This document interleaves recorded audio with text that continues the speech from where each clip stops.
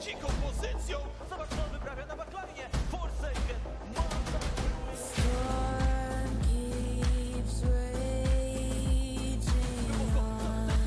Antonio, on niekryty, zdoła pierwszą eliminację i to będzie multi-kill. Smoka bezpieczne i jeszcze bez nich w dodatku top lanera.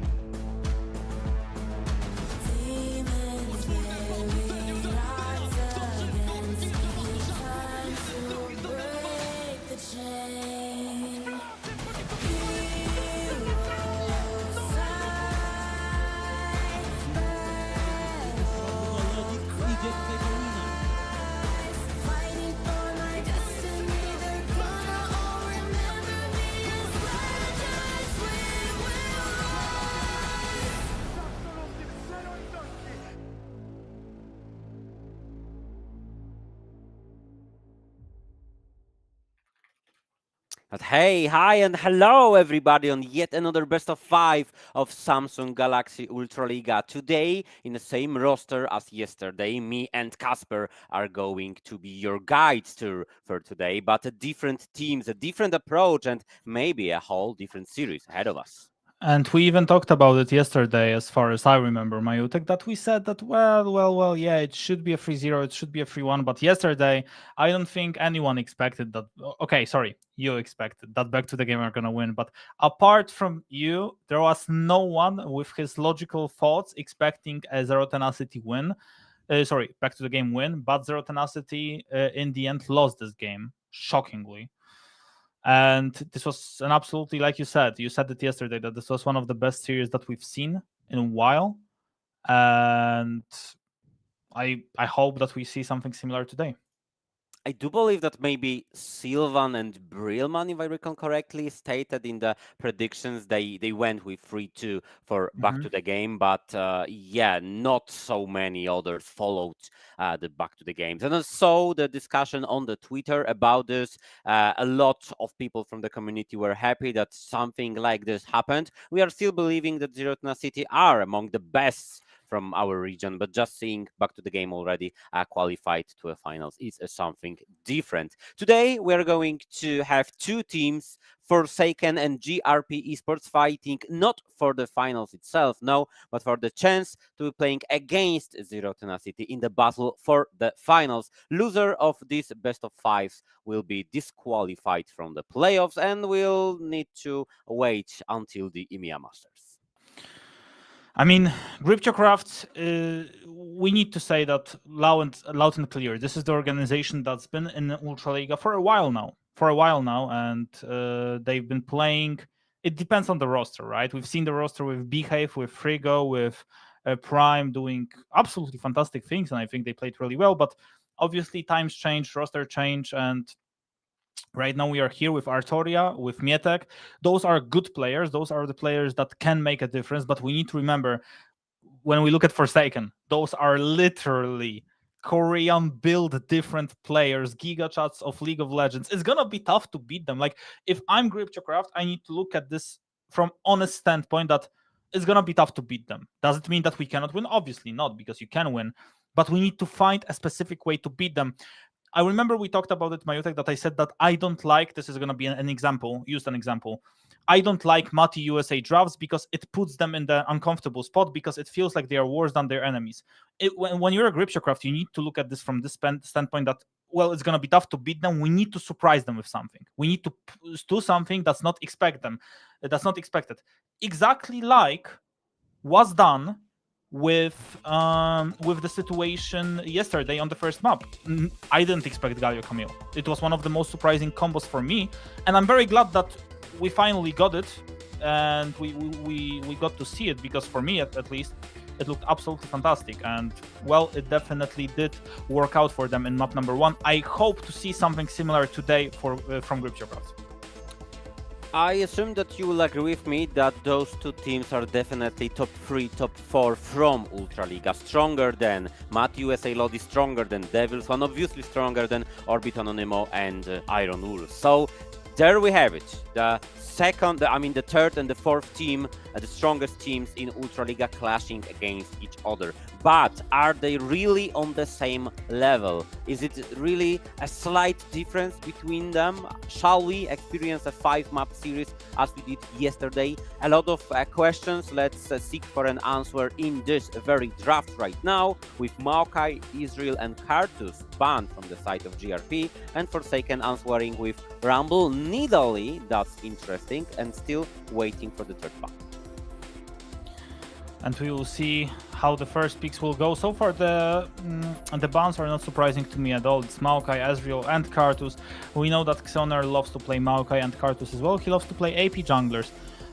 In exchange, Forsaken decides to ban junglers and top laner. Renekton banned. Jesus Christ, thank you very much, Forsaken. I love that. Okay, now we can focus. Now we can focus on the draft. With Renekton banned, that means we are gonna have a battle of top laners. We will see if Ilima is gonna go for something else, because he's been known for playing Renekton as well. I don't know much about this top laner, but I've heard some great things about him. Really looking forward to seeing this last performance on the top lane against Majutek. It won't be the easiest matchup of his life, but just taking into account that people are comparing him to Togepi. Even some people are saying that he's even better than Togepi. Really looking forward to. GRP opening with Leona. I've seen this approach a couple of times now in the second and in the first div. Leona, I mean, I've heard opinions that it's basically maybe not the strongest support, but the most universal supports in many ways. You can protect, you can attack, you can blind it, you can play against Alistars and Nautilus. Yeah, it won't be the easiest matchup of your life, but what about it? If you can pair yourself with a champion like Brent, for example, it's all about the teamfight execution, not the laning phase itself. Exactly, and let's see the draft right now, Majutek. We got some interesting picks already. It's Leona, Brand, Korotkiy. Those are the picks that are very important to see. And obviously, a lot of CC, a lot of damage from Griptio's side. And in exchange, Forsaken going for Zyra, going for Tristana, and going for Zeri. A lot of AD carries, a lot of damage already on both of the sides, pretty much.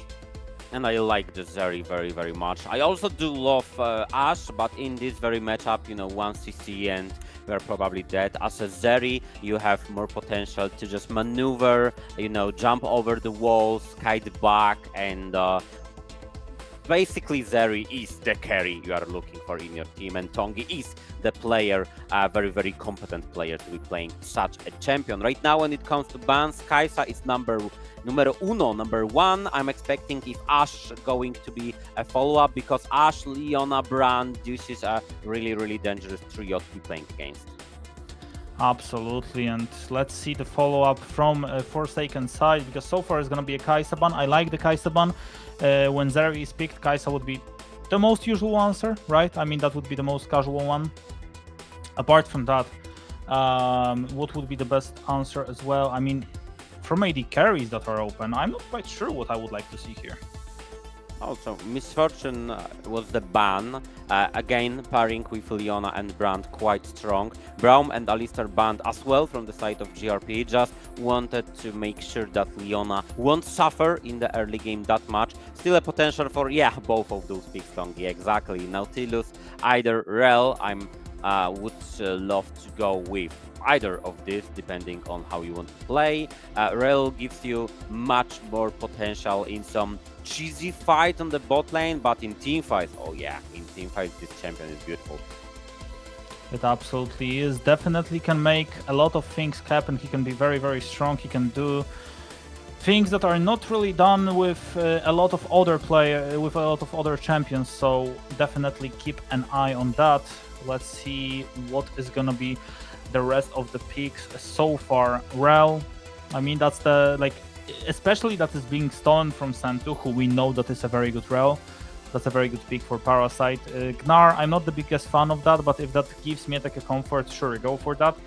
Seraphine, I mean, that would be not maybe something new, but that would be interesting to see. I just don't have a feeling that's okay. It is Seraphine, it is going to be a pick for FSK. He's played it rather well and they are not lacking that much damage in the composition. They have a lot of CCs that's, you know, all coming into the team fights itself. GRP Esports want to be playing team fights with the Meganar coming in with a nice flank from Leona and a clean position for both Belit and Artoria to do the job. And Forsaken are answering with a TF on the top lane. Interesting choice. Usually we've seen a TF against champions like Sion, Xante, champions that are tanky and not a threat for Twisted Fate. I do believe that in this matchup, Majutek could have a saying. Yeah, I mean, it's not gonna be easy. Gnar versus TF. I mean, the setup from TF is huge.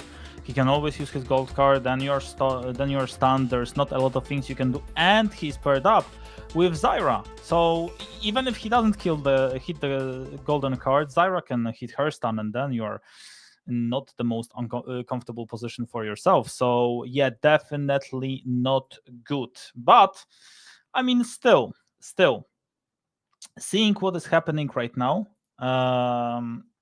I would say it's not the worst draft for Cryptocraft. I mean, it's interesting to see how GRP decides to go for that, but I would say that's definitely doable with this sort of draft for them to win. I'm just a little bit worried about FSK. I mean, starting the series with a Seraphine means that you are not going to be the hyper carry your team needs. You are going to support your fellow partners in this very game. Sounds strong, sounds interesting. I just don't have a feeling right now that this is the champion that suits FSK the best. Kasper, before we go onto this map, just let the players assemble and take their positions. I've seen that you voted for GRP Esports in predictions. Can you break this down a little bit for me? Well, I can break this down. I feel like GRP, I mean, they can definitely surprise a little bit, right? I mean, yes, Forsaken is very strong. We need to remember that, but they haven't played for a while. So in my opinion, it all comes down to who prepared better during the break that we had between the playoffs and between the regular split that we are obviously watching. So in my opinion, GRP definitely stand a chance. Maybe they are not going to win. Maybe it's going to be 3-2 to Forsaken, but I definitely want to see them at least try. So I'm definitely giving them a shot. All right, thank you very much for that. I went 3-1 with GRP for two reasons. First of all, as I entered the sheet for the predictions, I saw that nobody went for GRP, and I felt sorry for those guys. And second of all, I have some good friends here and there. I've known Majutek since Div 2. The same goes to Belit, FSK, and the coaching staff. For me, it's just a personal preference of these players. I do feel like Forsaken are stronger. I mean, in terms of best of 5, they should be stronger because best of 5 favors the stronger teams, the teams that know how to adapt, know how to play macro, and are overall way experienced. But it's just the predictions. I just want to see yet another surprise, as we saw yesterday. Parasite, so far making sure that he is in the spot where he will be able to utilize the Rail power, as we know she can be very strong. A lot of CC on the side of Forsaken, and that's why I would say it's a very good draft, but Sentu already forced to flash away with the Ignite coming in from Parasite. That's such a simple mistake that you could have avoided. I mean, Sentu, you've been playing Rel rather lots. You know how this works. You cannot just walk onto her level 1. That's forbidden. That wasn't good. Oh man, I mean, it's gonna be very tough for Cryptocraft to win this specific map, and I'm gonna tell you exactly why. Because when you are a Cryptocraft, you would love for yourself to build plated steel cups, because you play against Zeri and Tristana. That makes sense to just build plated steel cups. Not even speaking of TF power, right? I mean, you just want to go for plated steel cups. Now the issue is that you can't go for those, because there is Zyra, Rel, and Twisted Fate in the team, and Belit is forced to flash away as well. That's a disaster. Jesus Christ, Xeoner is gonna take the Grump. He can take the Wolves as well, and Belit right now, there is nothing left for him to do. Yeah, Xeoner was there late like 1 second, and 1 second was between him taking the blue buff or not. He didn't take the blue, but he took the Gromp and the flash. With it, Belit needed to disengage from this very situation. And right now, Brandt is not so happy with the first recall that he gets. Only an amplifying Tom. He wanted to get Fated Ashes or something like that, but with a short budget, that's what you get. I mean, that's at least something that they got. Ilima right now enjoying his very comfortable life on the top lane. Just chilling, understanding that, well, I don't need to do much. My team is gonna rather be winning. But Belit shows up in the mid lane. The stun is there. The follow-up. And The flash could be there. Oh no! Why they did I the felt flash? that they are rather taking it. Artoria just felt like 1 auto won't be enough to kill Ravmin there. But still getting him recalled, that's something in this matchup that Artoria had some problems in. But no, Ravmin is still staying on the mid lane and Parasite is roaming towards him to assure his safeness. Belit close in the bottom lane, but there is no enough follow-up. I mean, there is some damage, obviously, from Gripchokraft. It's gonna force the clans, but only the clans. Seraphine, she's gonna be very strong, don't get me wrong, but she's gonna be not really enjoying her life for the next 15 to 25 seconds. Or even, I would say, the next few minutes. Because she's not gonna be just doing a lot. Right now, if Forsaken decide to fight, I don't think Gripchokraft are gonna be winning this one. Yeah, but they don't want to fight while Tongi has no cleanse, that's why he disengages and is not following Parasite in his doing. That's the problem with Zeri. You are really strong, you're dealing a lot of damage, but if you're stunned against Leona and Seraphine, I don't believe you will move ever again. Probably not. But that's the good thing about playing Seraphine. I mean, the whole team, I mean Korotkiy, I mean Brandt, I mean Gnar, is utilizing Seraphine very well. She will be able to heal them very fast. She will give them insane value, and playing versus Seraphine is not really the most comfortable thing in the world because you need to make sure that she is not in the team fight. So, as long as Gripchokraft are not that far behind, I can see the way for them to win. Exactly like that. For example, Parasite right now, he should be dead. It's a 2v2, but Tonk is really low on health. The follow-up from Fetsky, and that's the first blood for Fetsky. Surprising for me, Parasite still had flash, but he allowed them to get this elimination. I don't know if there was much he could do, but maybe trade flash for flash. I mean, make Seraphine use it. Let's see from the replay right now. I mean, yeah, you're coming onto Zeri, but she has her E and could kite back, not with the ignite on top of her head. And right now, Parasite flashing to the other brush. Maybe that was an option, but it didn't happen. That's the first blood for Seraphine. As an answer, the owner is taking the grabbies, but not only that. Look at this. Belit is still level 4, while Zyra is level 6, appearing on the mid lane. You can't afford to be fighting that, which means that GRP Esports members are going to disengage from the mid lane. They also saw a destiny, so they were frightened that even TF could join this party. The flash and the fight happening. The engage is there from Leona, but level 6 is available for Xelner. That's the better fight for Xelner, but Artoria is there, the damage is there, and somehow Gripchokraft are winning this. We need to remember that Parasite is without the flash. If Sentu follows up with the engage, that could be a kill, but they decide not to go for that. Gripchokraft, they play it patiently. That was looking like a one fight from the start. I mean, the Honor level 6 flashing onto Belit level 4. Let's see it from the replay once again. He missed the route. Then he went with a pretty panic ultimate, not knocking up anybody. And then Sentu was just tanking everybody. Fetsky and Artoria coming in just to collect some eliminations. That was a big mistake in my opinion, because the owner could have just continued what he was doing, you know, out-farming really hard the brand. Right now, gave him a 1 additional kill. That's not much, but that's enough to catch a breath. Absolutely, that's enough. And Forsaken still very happy with what is happening. Huge advantage right now for Xelner, despite of what happened in the enemy jungle. Realistically looking, Artoria is basically the only one that is holding his own against Ravmin. He's the only one that is like, okay, I'm doing quite a good job right now. and that's working out for him. But the rest, I mean, they are very far behind. Yeah, I mean, playing Seraphine, you pretty much know that the first levels are not going to be good. You need tier, you need Lost Chapter, you need some ability power to be able to delete the wave. And talking about the top lane, that's why you're picking TF. You don't want your enemy to go anywhere near of your creep score. As we can see right now, the top laner of Forsaken trying to utilize this position as best as he can, constantly looking for an opportunity to throw a card at Majutek to bait out the mega form, then play it safe until it runs off and continue his doings again. Exactly, and Gripchok, I'm surprised with their form. I'm not gonna lie. Like, it's good seeing them that they are ready to fight, because I would say the way they are built, I mean, obviously as the team building wise, they do have a lot of things that can go their way, but maybe we'll talk about them in a second, because Bellet just put the vision down. They know what's up. FSK is there as well. They can try to fight.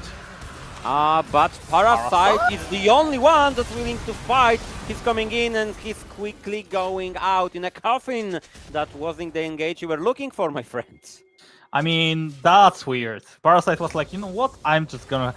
Let's make it a trade, guys. We took the Drake, we need to give something in return. I'm just gonna give my life.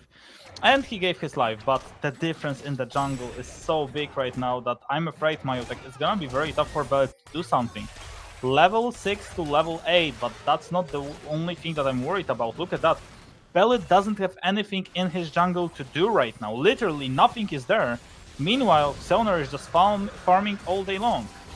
Yeah, Xeonar is just farming everything there is, and I can't blame this guy for doing so. He's playing Zyra. Bellet should be doing the same, but the circumstances are a little bit different for him this time. He lost the Gromp, he lost the Flash, he needed to be playing carefully.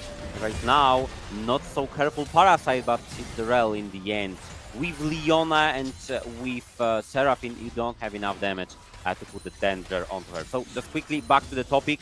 Bellet is trying his best, I believe, but since Xeonar is just 20% faster in every clear, it's not going to be even possible to catch up. That's true, but Gripchokraft are putting down the fight, that's for sure. He is behind in the jungle, he is behind in experience, but they make sure that they are in the situation where they can definitely try to put down the fight, even for these Void Grabs. Look at that, Sentu is showing up as well. They are clearing the vision down, they are making sure... Oh, Sentu, you need to be careful, my friend. Walking up like that could have real consequences. But it looks like... Yeah, that's the level 6 for the support. I don't believe that Forsaken will force anything without Parasite's ultimate, the Magnet Storm. So it's going to be a trade, 3 Void Grabs for Forsaken and 3 Void Grabs for GRP. Let's make it even. I mean, that's a very good trade overall, but we'll talk about it in a second, because Encore is there, so is the Gold Car, so is the Speed Up, but Sentu... Oh, no way! Ilima actually runs away, but look at that, Brandt is there, and if he recalls in the bush, Bellet with the flash, I believe that should be a kill. Bellet shows up, stops the recall, but he's not gonna go for the play. Ilima survives that. Yeah, that was the potion that he drank while FSK and Sentu went on to him. I do believe that this potion gave him yet another chance to be playing this game. This time it's Majutek in danger, using ultimate, but missing it!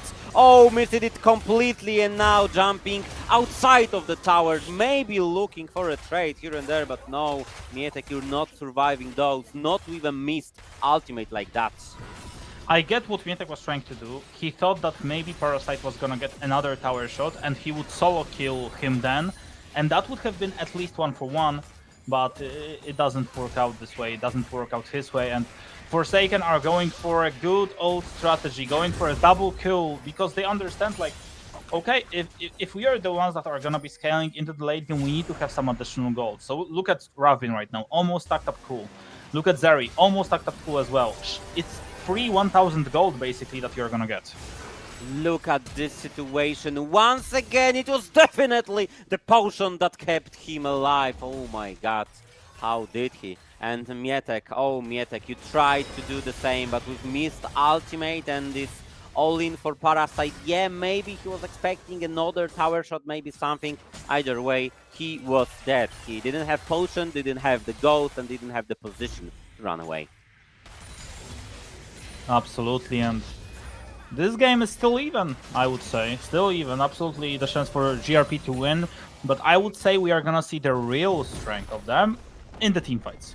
Because then the encore, then the follow-up with Bellet, then Gage with Majutek, then this is gonna be the real strength that they are gonna have. Forsaken drafts is more like centered around individuals. You can have a good Twisted Fate, but you need to play his mechanics real well. Same goes for Tristana, same goes for Zeri. Those are the carries, individual carries that you need. And don't get me wrong, Brand, Korotkiy are also the champs that need a very good mechanical players, but I feel like they can work very well with Seraphine because she sets them up so well. If Seraphine lands a great ultimate here, it could be one for GRP Esports, but time is running out and the Herald is rather running low. It's already taken, Parasite goes in, and you have no time to aim and to prepare your abilities as you are just dying in the top side river. 3 eliminations for Forsaken within the blink of an eye. That was definitely not a good fight for Gripchocraft. Artoria is trying to survive. But is he gonna be able to? I mean, we'll see that only in a few seconds. The engage comes in from Herald. Majutek about to turn Meganar, and if he turns Meganar, that could be the green light to fight. But yeah, he's gonna turn Meganar, but it's just not gonna matter. Very good fight for Forsaken. Yeah, he gets the Meganar, but Forsaken gets the tower in the end, and the Drake. Oh man, they are taking pretty much everything. The Honor is out-farming almost everybody. This Zyra is a beast. This DF is a strong tool. You won't be able to survive the side lane against him, and yeah, the Honor is a beast. Did I mention that? Look at him, almost solo killing Artoria. Yeah, Raf been needed to flash here to secure this elimination and save the Honor, but will he save him another time? No, there's no need. The Honor can take care of himself. Yeah, he had to flash away, but Forsaken, I mean, they are ruling over in Summoner's Rift, and the repeat of engage sent to misses his E, then he goes for R, but there is Parasite with his R. Rel is the most broken champion in exactly spots like that, in choke points, where you can literally get every single one of the member done.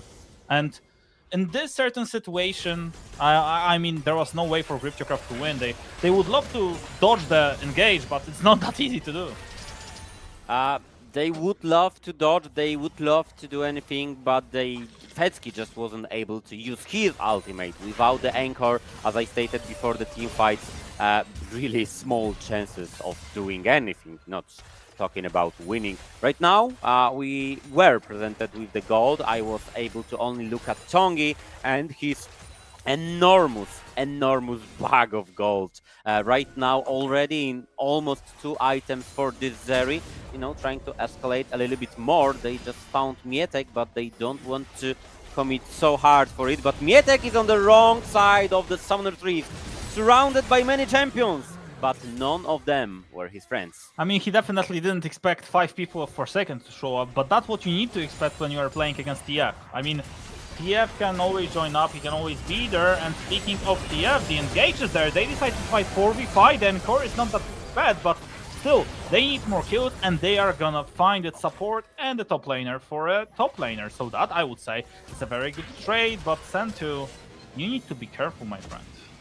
A surprisingly big overstep from Forsaken. They have just killed Gnar, they have just won this position and situation. Why on earth do you want to go in and siege? You know that enemy team has answers, and Majutek is trying to present one right now. Oh, blasting nice. over the E of Zyra right now, trying to chase some more. Not sure if you're fast enough to get onto Tongi. Maybe if this boomerang hit, then maybe, but no. With this miss, you need to disengage, as he wanted to do in this very situation. It just wasn't escapable at all. Absolutely, it was not great play for Forsaken. I'm not sure why we lost the sound, but it's not important. We don't need sound for that. The only thing we need is to see more League of Legends like that. Gripchocraft I mean, they are defending really well. It's 6-6 in kills, 3-1 in Korotkiy. We already saw what the Moles was able to do. He was literally prolonging the games with Korotkiy for as long as he possibly could hold. But damn. I mean, there is still a shot. I would say there is still a shot, but they need Seraphine to hit 3-item power spike. Oh, Jesus Christ. Majutek is getting absolutely obliterated by this Tristana. Do you still believe there is a shot? I mean, that's only one kill, one situation, one opportunity, but perfectly used by Ravbin himself. And I mean, over 5k gold lead right now, 2 Drakes already, a dominant posture on the Summoner's Rift. Just look at this. Nobody can answer to what Ravbin and Llama are doing, basically. Twisted Fate and Tristana ruling over the side lanes. Absolutely, and right now, Bellet slowly. I mean, he does have something in his pockets, definitely, because he hasn't been in base for a long time. He needs another item to be able to hold his own against Xeoner, but not only against Xeoner, against other people as well. There is a shot for Gripchocraft to win this if they are able to kill Tongi in the team fight. If they are able to kill him, then definitely, I would say it would be a very comfortable situation. But apart from that, they need FSK to get onto 3 items ASAP. If they don't get it, have fun playing, because you are not going to be winning. Seraphine getting to 3 items is literally the must-have, because then the amount of shields that's going to happen with the Seraph, with Ecos of Hylia, with whatever they decide to go for 3rd item, that would be absolutely unreal. It would be very hard, I'm not even joking, for Forsaken to hold their own versus this sort of shields. Might be tricky and hard to break down those shields, but on the other hand, GRP, do you really have the damage to eliminate Ravbin, Tongi, Xeoner? Maybe one at the time, but still, do you have the damage? I don't think so. Artoria needs the time and gold and items. Bellit as well. He just recently bought a Giant's Belt. Yeah, that's the piece for the Rylai's, but it's not going to provide you enormous amount of damage. It's just the control, just the slow, just the CC. Majutek with only a Trinity Force, and FSK, yeah, with a 3rd item, he's going to be a valuable asset for his team, but not in terms of the damage, Kasper. Amazing shields, great CC, some healing, yes, but the damage is just not there. The damage is just not there. That's exactly the way you put it, Majutek. They need to buy themselves some time, and that's gonna be the problem when you're playing against Forsaken, who just themselves got the 3rd Drake, just like that. So Gripchocraft, they have about 4 minutes. In those 4 minutes, they need to get the vision down, and they need to make sure that they do not throw away what they already got right now. They need to hold the vision down in the Baron Nashor, make sure that there's gonna be no Baron Nashor done on their watch. And then in 25 minutes, 26 minutes, somewhere around those timers, when Seraphine is almost at 3 items, they are going to be forced to fight. So maybe if they fight, maybe if there's going to be 2-4-2, 3-4-3, and they take the Drake, then there is a possibility of them winning. Apart from that, I don't think there is. Maybe catching a single member of Forsaken, maybe, Yeah. you know, going for a peak, maybe buying time this way, but if they think that's the way, they will forget that Baron Nashor is basically up to grabs with Zyra, with Tristana. It's a rather fast one, and Sentu is going to be the only witness of this situation. And that's the problem. Like I said, you need to buy yourself some time, you need to make sure you're on the good spot. Well, they weren't able to do that. They lost the Nash, and now this game is basically out of their hands. There is not much they can do. There is only as much as they can try to stop. They need to stop them from taking the inhibitors, and that's not going to be easy. Forsaken are right now in full control of winning this game. Yep, they have like 2 gold advantage on pretty much every position, besides the junglers. Okay, Bellit caught up a little bit to Xeoner, just looking at what was happening in the early game. That's still a nice achievement of him. Right now they are trying to go for a pick, but is it Sentu alone? Where is the rest of the team? And why your Leona decided to go alone? GRP, that's not the way of be playing this game. I know that Tongi was maybe out of position. You burned the clans, but you're still losing a lot of health in the process. But look at that. 432 of the heal. The third item is there for Seraphine, and now they are healing a lot. If they hadn't lost the Nash, there was a possibility where maybe, just maybe, they would have been able to do something else, but now, unfortunately, they are losing a lot. They are losing on mid, they are losing on bot. Inima going for a 1v2, and honestly, doing very well. He will be able to hit the gold card, but only on the minions. And on top side, there is a fight about to happen. Wouldn't call it a fight, just a poking game, baiting out TPs and stuff like that. But yeah, GRP are willing to fight to keep their base whole. Right now, one punch towards the bot side, and we already see a hole in the wall. The bot inhibitor is wide open and ready to be taken. Ravbin just hit level 16. Tongi just bought an Infinity Edge. It feels like a fast and decisive game that GRP put on a fight. Yes, okay, I will agree on that, but besides putting up a fight, they never had a chance. Oh, absolutely. They still have a shot, I would say. Give them one good ultimate with Seraphine. There is a possibility, but like I said, this Baron Nashor changed everything. And the stacking Drakes from Forsaken also made things very, very easy for them. Because right now, look at that. The advantage in the items, I think, speaks for itself. They open the inhibitor on the bot lane. They can just group up and try to take it. And sooner or later, they will take it. For me, it feels like it might happen even on the next wave. Sentu trying to engage, but misses. Without the Leona's ultimate, it's going to be so hard to find a proper engage. The only tool right now is the Seraphine's ultimate. FSK is trying and looking for an opportunity. A lot of shields, a lot of healing, yeah, but that's not the damage. And the damage is what they need to get rid of the attacker. Oh my God. The engage is coming in, but the other way. GRP Esports, that wasn't the best way to start this series. That wasn't the best way to play the first map. Well, that's a disaster for Cryptocraft, but at least they put up a fight in the first 10 minutes. Apart from that, there was not a lot they could have done. That was an absolute disaster. Running over them, definitely. That's what I would say. Was the team on the right, and Forsaken did a very good job of that. They played it really well, and they executed their strats.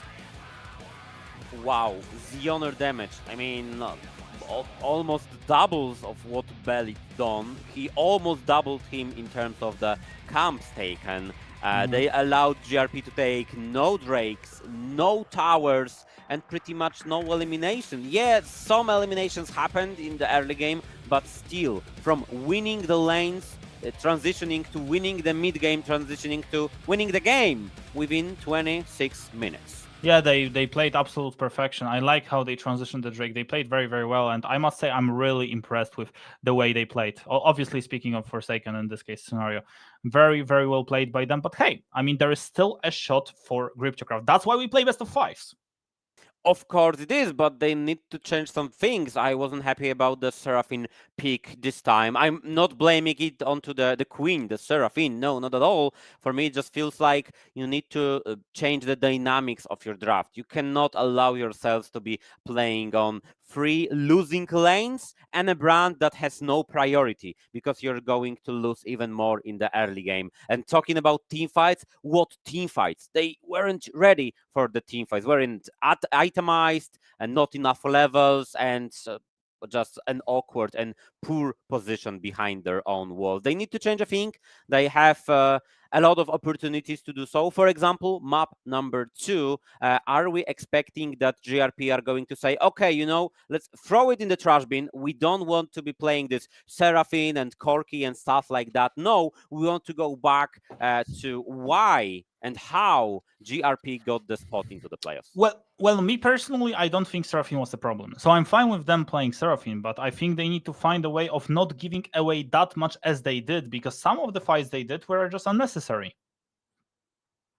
and they just took the red side. We got the confirmation, so the last pick might be coming in. You know, the 2 picks on the first rotation, trying to secure your usual champions, like, I don't know, Tristana, Brandt, or Sejuani, and the Bruiser, stuff like that. Stuff that we've shown during this patch, stuff that we've seen during yesterday's series, stuff that we would love to see from the side of GRP Esports, because this time it just wasn't a fight. It was Forsaken sailing smoothly towards the Nexus. 25 minutes, boom, they are leading 1-0 right now. Exactly, and I think that what Gripchocraft are gonna need right now, and they are gonna need this one desperately, is a break. They need to go into the break. They need to wait out. They need to be like, you know what, guys, it's fine. We lost one game, but it doesn't mean anything. We can come back. If they do that, I think it could work out for them still. So let's give them the break. Let's give them the time to reconsider their doings, prepare the time for the red side, and let's come back shortly after the break ends. Fighting for my destiny, they're gonna all remember me as legends. We will rise.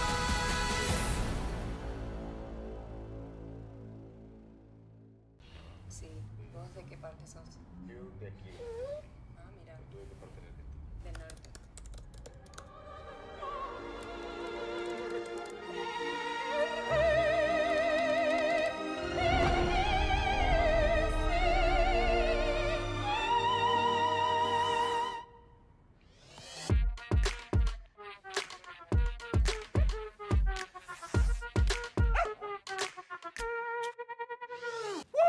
Oh man, I feel like that was my best intro ever. Yeah, not bad, hey, not bad.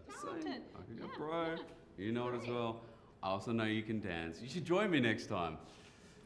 And yes, I feel like you've also deserved a bit of a break. You've earned it. Thanks.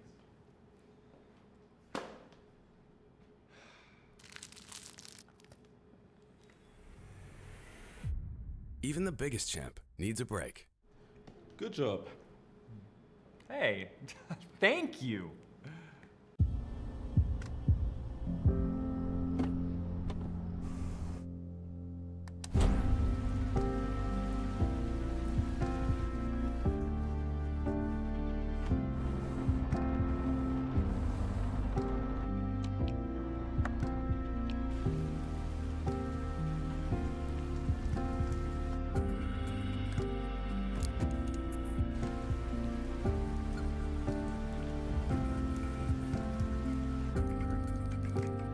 Wjedź do elektryzującego świata e-sportu i zagraj z nami. Moc energii zapewnia elektryczna Kia EV6.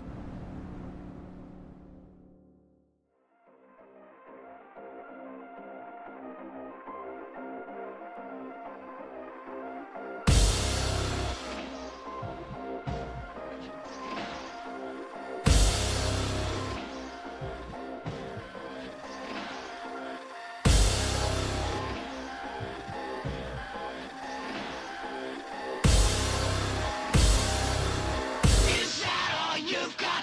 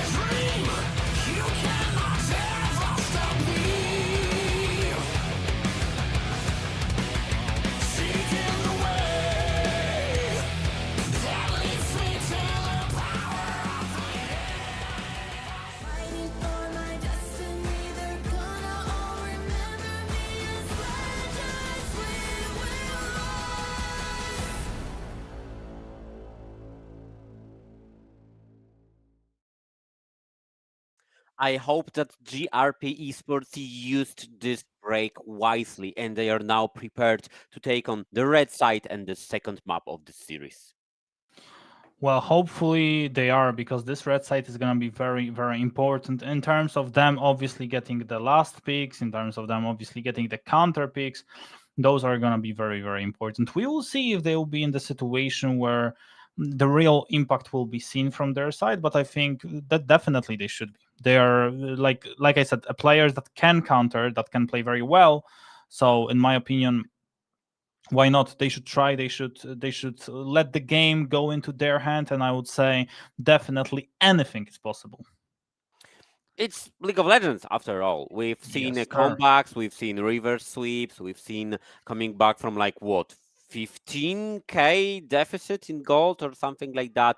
We've seen Nashor steals, we've seen Elder steals, pretty much everything. We just want to see this series to not end in a 3-0. You know, if Forsaken are really like 2 levels better than GRP, then okay, I take it. I just refuse to believe that GRP are not in a point right now currently that they won't stand up a fight, that they won't make the series interesting. Well, I think they definitely could. They definitely could. I would definitely give them a chance to do that, but well, that's the question we need to answer ourselves. Are they really in the situation where they have to already show every single card? I still think that looking at this game from the casual fan standpoint, or just looking at this from like the player, how they should look at it, I would say definitely there is a shot they beat them. Like, even in the 50-50 game, like in a normal game, just draft normal and try to beat them. There is a shot you just win, but well, the real question is, are you gonna be in the situation to showcase your skill to the full potential? Because if you are, just go ahead, just do it. I know that they can, but they need to show it to us. We need to believe them. Yes, of course, my friend, and I don't believe it's the situation that they need to be getting every trick out of the pocket. They still can save something for later. It's the second map, it's the second site for them. Right now, I would love to be seeing the standard approach, the more usual approach that GRP been presenting us. FSK on a hyper carry, Sentu on the rail, Artoria maybe on a control mage if you don't want to be playing Tristana, Korotkiy, and Lucian, the 3 most popular picks in the mid lane.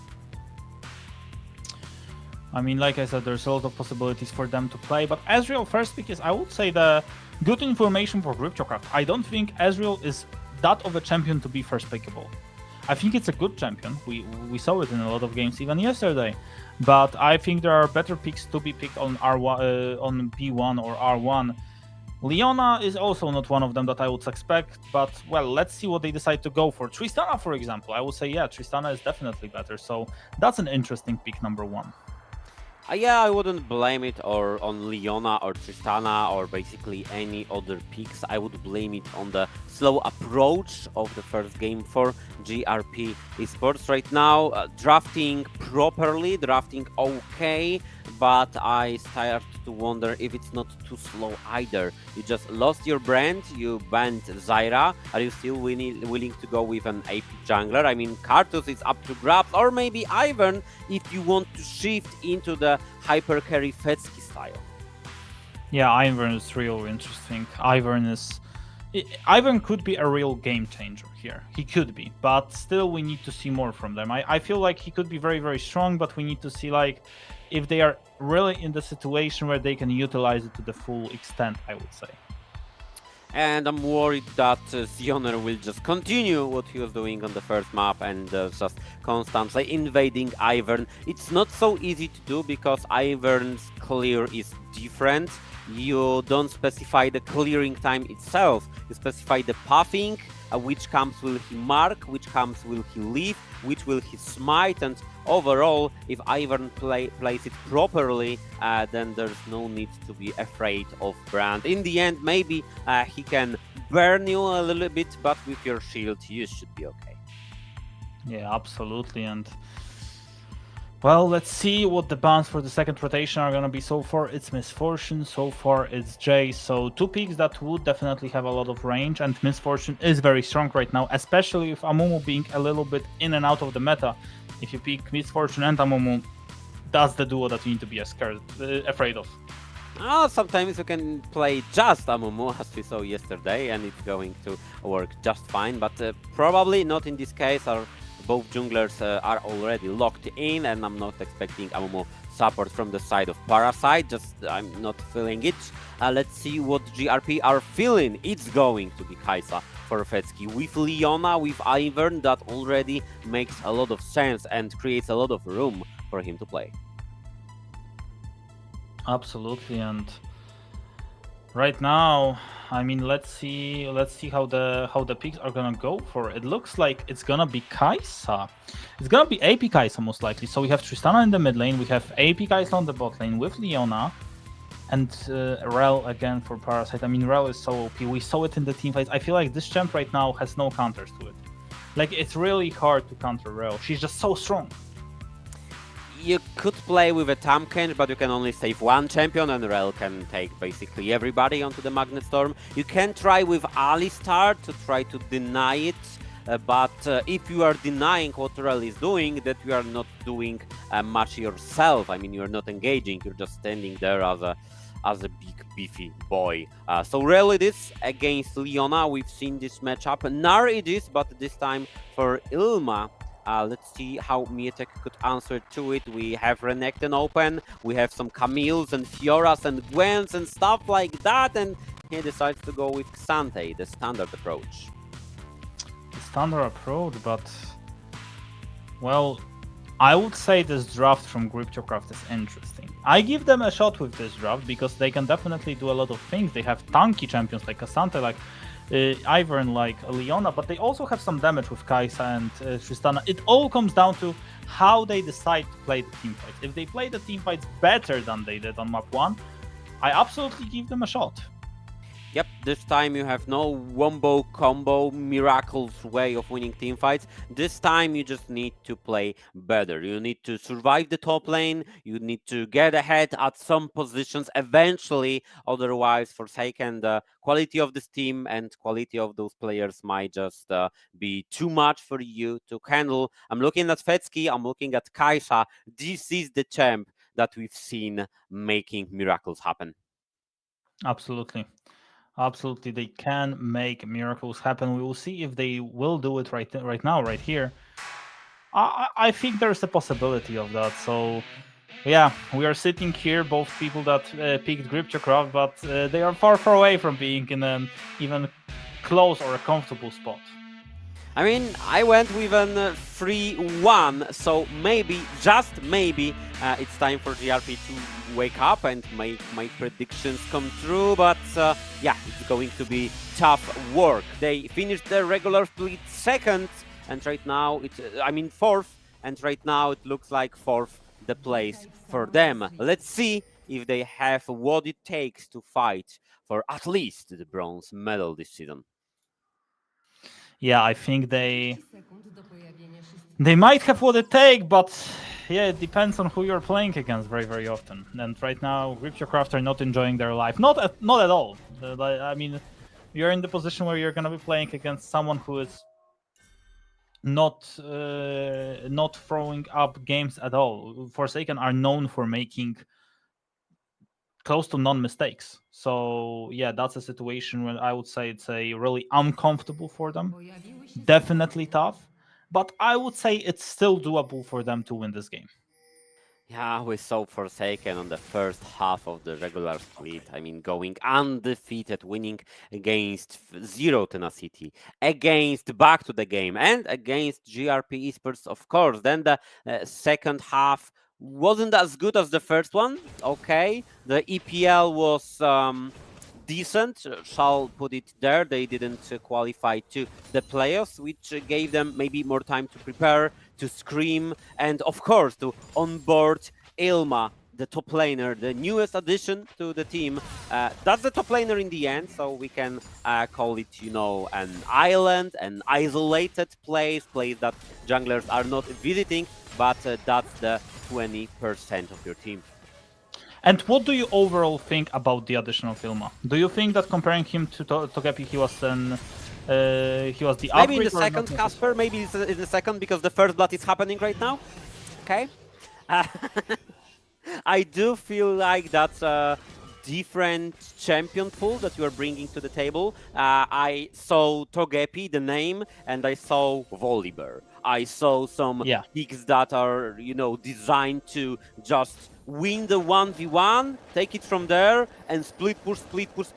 Top lane is my kingdom. When I'm looking at Ailma, I see more team player, to be fair with you. I saw this Twisted Fate, yeah, but he had a certain role. I see the Gnar right now, and I have a feeling that it's going to be a great team fighting asset, and I'm looking at Ravbin once again winning another matchup. Oh yes, Artoria is not enjoying his life at all. It's very, very hard for him to do something right now. I mean, it's a good thing that at least Cassandra is doing alright, but apart from that, that's tough. It's tough, it is. I mean, on the bot lane, playing against Israel, the hard thing is that if you keep the distance, he will poke you down. If you close the distance, he will escape and poke you down. If you want to go on an extended trade, he will gain like what, 50% attack speed, and he will run you down. So right now, I don't believe there is an opportunity for FSK and Sento to look for something. They just need to turtle under the tower, just need to survive, get the first item, the static preferably, just to clear the waves, and then afterwards, with the killer instinct, with Ivern around, look for something. While Tongi is just happily, you know, coming from the base, buying everything from the shop. One tier, please. One sword, please. One fancy-looking elixir, please. And a potion on top of that. Exactly, and a potion. And obviously, Ravbin right now, he's gonna be in the situation where, yeah, I mean, you have to give up a little bit because Bellet is there, but even if he hits the stun, yeah, that won't change anything. In the top lane, though, Majutek, he needs to be careful because this matchup, he could favor you a little bit as Cassandra, but apart from that, you need to respect a lot. Oh yeah, especially the Mega Gnar. We just saw what Ilma can do with the Mega Gnar. You know, he feels no fear whatsoever about these trades and the top matchup itself. He's just going to keep playing aggressively as soon as the form is. On the top lane, I see a gathering. I see an Ivern on the bush, but our production team is showcasing bot lane because something is about to happen. Is it that Parasite? FSK is not flashing for it. He's just forcing Parasite back. Oh man, that was close, but there was a Bollier from FSK. Oh, The yeah, no. engage from Sento, and even though Parasite is gonna die, unfortunately, that means FSK will too, because the Arcane Shift should be enough to kill him. Right? Arcane Shift No is a long way. cooldown on their first level. No, what Artoria? What are you watching, Majutek? Artoria lost his mind. He decided to go for an all-in, but oh, that's definitely not a good way to go. Let's watch it one more time. And we have a replay from the top lane. What happened on the top lane even? Okay, that was Mininar taken by two really tall champions. One that has a root and a slow, and the second one that's going to follow with some additional damage. That's the kill coming to Cassandra, I assume. Yes, correctly. So that was a nice situation, and Artoria felt like, okay, I have Ivern somewhere, you know, behind my back. Maybe I could go. I have a feeling that he went with level 2E instead of level 3E. He just leveled up to 5 mid-fight. And he got the shield from Bellet, so I can understand why he decided to do that. He was like, well, I got the shield. He's the same level as me. I mean, I should be winning this one. And he would be winning this one if the level up didn't happen. But because of the level up, it obviously changed everything. Now Artoria, soon to be level 6 as well. He will have some fighting power versus this Korotkiy, but that's a little bit too late. Yeah, the first 5-6 levels went in favor of Ravin. They shouldn't, because we know what Tristana can do, but they went because Artoria misplayed it. Right now, the Honor level 6, he's just waiting for an opportunity without the stun, but maybe with the damage will it be enough? No, Ivern is famous for his shields, and he's keeping not only himself, but the other members well. Absolutely. Oh, Forsaken. I mean, they are still controlling the map, and the kills are going exactly the way that we expected. Korotkiy getting a kill, Ezreal getting a kill. Well, maybe it will be Gripchakov getting a kill, because Parasite is slowed down. 10-2. Nah. I mean, Oh, maybe I with think Pesky so. coming in, yeah, with the killer's instinct. That's the deal done, and that shall be the Drake as following the Honor without the ultimate and without the position, as he just recalled. Is basically giving up on this objective. A little bit of misstep from Parasite. Azrael, you are great when it comes to engaging and coming in, but when it comes to disengaging, I've seen better chances. I mean, I would say it's still very, very good right now for Gripchakov, because look at that. Fetsky getting a kill, and we saw yesterday how much was able to Loten do when he got the kill, as Kaisa, who was going AP, and I believe after statics, he's gonna go AP. So in this certain situation, Majutek is just gonna be... Majutek in the top lane, obviously, is just gonna be not feeling the greatest, but Gripchakov, apart from him, are gonna be feeling quite confident, I would say. Yeah, in this early game, GRP are looking way better than they used to in the map number 1. Maybe even they will look for an opportunity there. Majutek uses his flash all out, moving Ilma more towards the tower, but it doesn't matter because he's able to pull off enough damage to kill him. Gripchakov finally looking like a team who is able to do something, and look at that, Ilma is without a TP. And that means that K'Sante can possibly get some plays. Yeah, of course. One play should be... Parasite used his Ignite just to try and cancel Fetsky's recall, and he didn't succeed. That's an Ignite gone. Oh man. I mean, that's gonna be tough. It's not the tragedy, it's just a missed opportunity, because without an Ignite, you lose some of your kill pressure on the bot lane. Fetsky just completed the statics, is going to make his laning way easier if he's allowed to lane, because without Leona, he can't even get close to his tower. Like you said, if he's allowed to lane, but well, Sentu, he is engaging on Tuxoner, but he is alone, he's very tanky. But the follow-up needs to be there as well. That could be a good fight for Fetsky. He does have the ultimate, he does have Plasma ready. He just needs to join up. Fetsky dies on that. There's a flash coming in. So this fight for Gripchakov not looking that bad. Ravin shows up as well. Parasite is there. Oh my goodness, it was not looking that bad, but now it actually is. They are all low on health. Fetsky is trying to make a miracle happen, but if he gets hit, he's gonna go down. It's a double kill for Ravin. The flash from Tongi, the cleanse from Tongi, and the kills coming in his way should be as well. One kill won't make it and work. the TP coming in. Hold on. Artoria is there, and Artoria is here for revenge. Tongi understands it very well. Without summoners, with his single E, he tried, but he didn't succeed. Artoria, I mean, he should be getting a kill here, so I'm not surprised at all, right? It was a kill who was definitely worth to take, an important fight to take, but damn, I mean, let's see the replay of the situation one more time, because it looked like Gripchakov could win it. Yeah, Sentu was tanking a lot. He disengaged and let the back lane actually become the front lane and lead the attack, but they miscalculated, missed an opportunity, missed some damage to finish the job, and then Forsaken answered with 2. I was expecting 3 or maybe even 4, but barely with his dance, dodging the Qs from the side of Israel. That was enough to keep him safe. 0-0-4 Ivern right now. Maybe not the strongest one we've seen, but hey, your job is not to dominate. Your job is to help your team dominate. Absolutely, and right now, well, Gripchakov, they need to understand, yes, we are behind. Yes, this is not an easy situation to see what is happening. And let's see what is gonna happen right now. We need to react to what Forsaken are doing, not the other way around. We don't need to force anything. We can just chill. We can just wait. We can just let the things play out, because I do think that going into the late game, they are gonna be scaling very, very well. Oh, Parasite in trouble. Solar Flare called upon him, and even the Magnet Storm will make no difference. Artoria will die due to the passive of the Brand, and Brand is feeling so more, maybe looking towards Sentu, as he is dead, trying to answer with something. FSK coming in to get a kill for himself. In the end, 2 for 1. Once again, nice trade for Forsaken. I mean, those trades, those fights are just so wild. It looks like they are going for every single fight that they are able to get, but overall, looking at it from the point of Tongi, he's getting a lot right now, even though he's not doing much.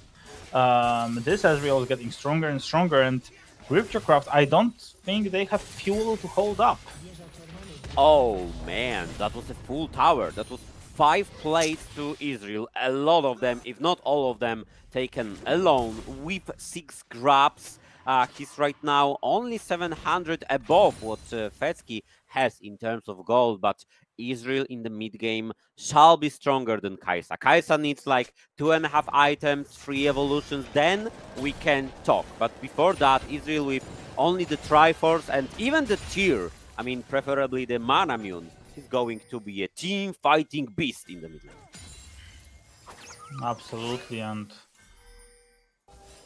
right now, let's see how Forsaken will approach the next fights, because obviously it's Griptocraft who will be going for this fight. And speaking of fights, Artoria level down, still fighting versus Robin. He's still looking for some fights, and to be fair, he is winning most of them. Yeah, Rafał has been missing some of his rockets, some of his ultimate charges. Right now he needs to disengage. He's feeling the dive coming in, so it's better to give up on the plate or 2 than to lose a life and give up onto the play or 2. Sentu right now struggling a lot. Brand is putting too much damage to handle, right? Sentu, oh, he survives due to the Tristana? No more, because Rafał is here with a flash. Exactly, and Forsaken, I mean, it feels like, yes, they are losing control, but then they are coming back, they are way stronger than they were, and just feels like right now, Griptocraft, they want to keep up, they want to try to fight, but they need items. They need items on Kai'Sa, they need items on Tristana, she only has 1, and look at that FSK doing some damage versus Ilima, but he's just way too quick for him, and not much he can do, and oh, Artoria. Oh, the I don't think you're winning this one. Not going well. Rafał decided to go to the left instead of the right. He tried to anticipate the target of the rocket jump and failed in it. It's just another kill for the Korotkiy this time. He's still 4-0-1, fairly strong Korotkiy, but let's not talk about him. Let's talk about Shelly being for grabs. Tongi is here. Israel is strong with Parasite. He might be even stronger. Fight after happening right now. Rel catching free. Tongi jumping in, deleting the first champion of the enemy team. Rafał with the TP with some more items will help secure the second elimination. And is it all? Looks like it. It looks like it's about to be all, but damn, what the fight that was. It's again Forsaken who are ready for every single thing that is happening. They're like, you know what, we want to fight? Yeah, let's go fight. Korotkiy is super strong, and he's not even in his strong point.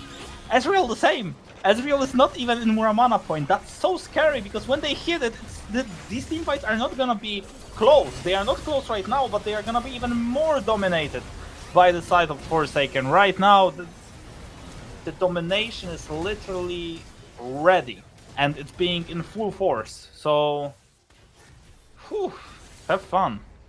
Yeah, I don't see a way to be winning the fights against Forsaken soon. They need some of the poke from Kai'Sa, and Kai'Sa needs items. FSK is not itemizing into the AAP build path yet, so they will have to wait some more. While speaking about Forsaken, Rafał and Tongi are ready for the poking game, both with Trinities, both with boots, both with almost completed Manamune. Exactly like you said, and I still think that Right now, GRP they still have a shot to win, but they need to find themselves some advantages. And looking at what is happening right now on Summoner's Rift, definitely those are not advantages. Sentu dying 6 times in 16 minutes, that's wild. Yeah, and not gonna lie, Sento feels like the main engaged source for GRP. Without him, they can't contest, they can't fight back, they can't do a lot in this situation. Kong is just going to push up the wave, and they can even potentially look for a dive. This piece not scaring them off. Well, Majutek, he wants to go for the fight, and he's trying to find something. Nar is there, Artoria will jump in, but he decides not to. He jumps in, but it's a bit of a late jump. The ultimate, the bomb. Is it gonna be enough? It's not gonna be enough, but there we go. Here it's gonna be enough for Forsaken. Robin is there, the damage is there, and even though they get the first kill, Forsaken should be able to get themselves a win here, but they decide to disengage. Maybe they didn't want to fight here. GRP, it took them a long while, but they are finally starting to come up. The Herald is being played, but wait a second, there's Gnar on the flank. He's not Mega Gnar, but he's still doing the damage, even though he's only a mini Gnar. Poke after poke, damage after damage. It looked like Forsaken defend. Defend, but at what cost? At the cost of the TP, at the cost of... Actually, that was just the TP, because they are gaining the tempo advantage. Either way, they are gaining the wave control in the mid lane as well, and maybe some vision control near the Drake. They would love to be taking the next one. They feel stronger. They have completed 2 mana munes right now, so it's the time to strike. Damn. I mean, right now, what's gonna happen? Most likely, GRP are just gonna be in the situation where, yeah, exactly, they're gonna need to face check, and well, Bellet face check. He barely survived, but the damage is there. Fetsky was able to get a kill. Fetsky is doing the work. If not for Fetsky, who's gonna be able to carry this team fight? Probably no one but Fetsky. Oh, the barrier is gonna save his life. Yeah, the barrier was a close call this time, and we will not name it a win for GRP because they lost one additional member. They lost Sento for the 7th time in this game. That's a crazy thing. Playing as an engager, you are taking the responsibility that you are going first, and you might not be coming back with the shield. You are coming back on the shield. But Sento, I mean, that's a painful role to be playing. Somebody had to. This time it's just you and only you. Well. 13-10. When we look in kills, this game is close. When we look at gold, this game is not as close. But when we look at what is happening on Summoner's Rift, this game is absolutely one-sided, and it's one-sided for Forsaken. Make no doubt about that. I mean, it's not a stomp, it's not a total domination, but they are rather feeling strong. Looking at the scoreboard, we might not think it, but looking at the items, 2 completed for each of the 3 carries, yeah, that's the comfort zone for them. Artoria, I mean, he's 3-3-1. He's close to getting the second item, and that would be something, but even though he is close, he needs more than that. One good team fight where they kill 3 or more members of Forsaken would help, but, well, it's easier said than done. Oh yeah, it's way easier said than done. I do believe that they still need some items and some time. Forsaken are just not going to allow it. Right now, grouping near the Baron Nashor, trying to bait out into the Fog of War for Sento to go in, maybe a flank coming in the other side. No, Zioner and Tongi are not taking the position from above. They are just grouping, playing it safe, making Ilma turn into Mega Gnar. I don't know if it was planned, but just looking at his recall right now, it might be, and it was planned to catch Artoria off guard. Well, like I said, I mean, how are you even supposed to play versus Rel? She's just way too strong.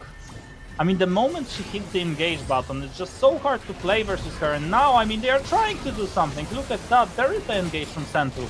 But there is just too much damage coming in from the side of Forsaken. Fetsky is not even hitting his Void Seekers. I mean, this game is just lost for them. It's about to be 2-0. Yep, Kasper, yep, it feels like it. Just look at this, taking the Nash, like 2 minutes after the spawn. FSK don't have evolved W. He cannot poke them down. Maybe he can look for an opportunity, go and kill Parasite. The TP is coming in. The Nash is almost low. It's secured by They need to kill Forsaken. them now. But can they secure some lives? They lost one. They're about to lose some more. Artoria trying to go in, but refusing to go up against 4 of them. I mean, the ultimate is there, Killer Instinct, but Tongi is there as well. Artoria shows up, that could be a turn, nice ultimate! A lot of damage done, but FSK needs to get at least 1 kill here. He's trying, he does have his W ready, but he cannot use his E, that won't save him. Artoria and Sentu jumping on Ravbin, but it's Ravbin, he's 7-0-6! Make it 8-0-6! Ravbin is absolutely unstoppable, and so are Forsaken. All right, Kasper, I do believe that we are really close into naming it 2-0 for Forsaken. Once again, we are seeing this fight. They tried to go for a fight after the Nash. They tried to stop some recalls, get some eliminations. FSK with a nice attempt, but short on damage. Artoria with a great ultimate, but still, that just wasn't enough. Ravbin recalled, Ravbin TP'd behind, and Ravbin cleared the park. Well. It's very tough being Gripchocraft fan, or GRP in this case, but they need to understand this game is most likely lost. Maybe even focus on the next one, because you're 10k down in 23 minutes. This is not like yesterday at all. Yesterday, yes, there were some situations where we had one-sided games, but this is an absolute abomination. We are about to finish this game again in 25 minutes, most likely.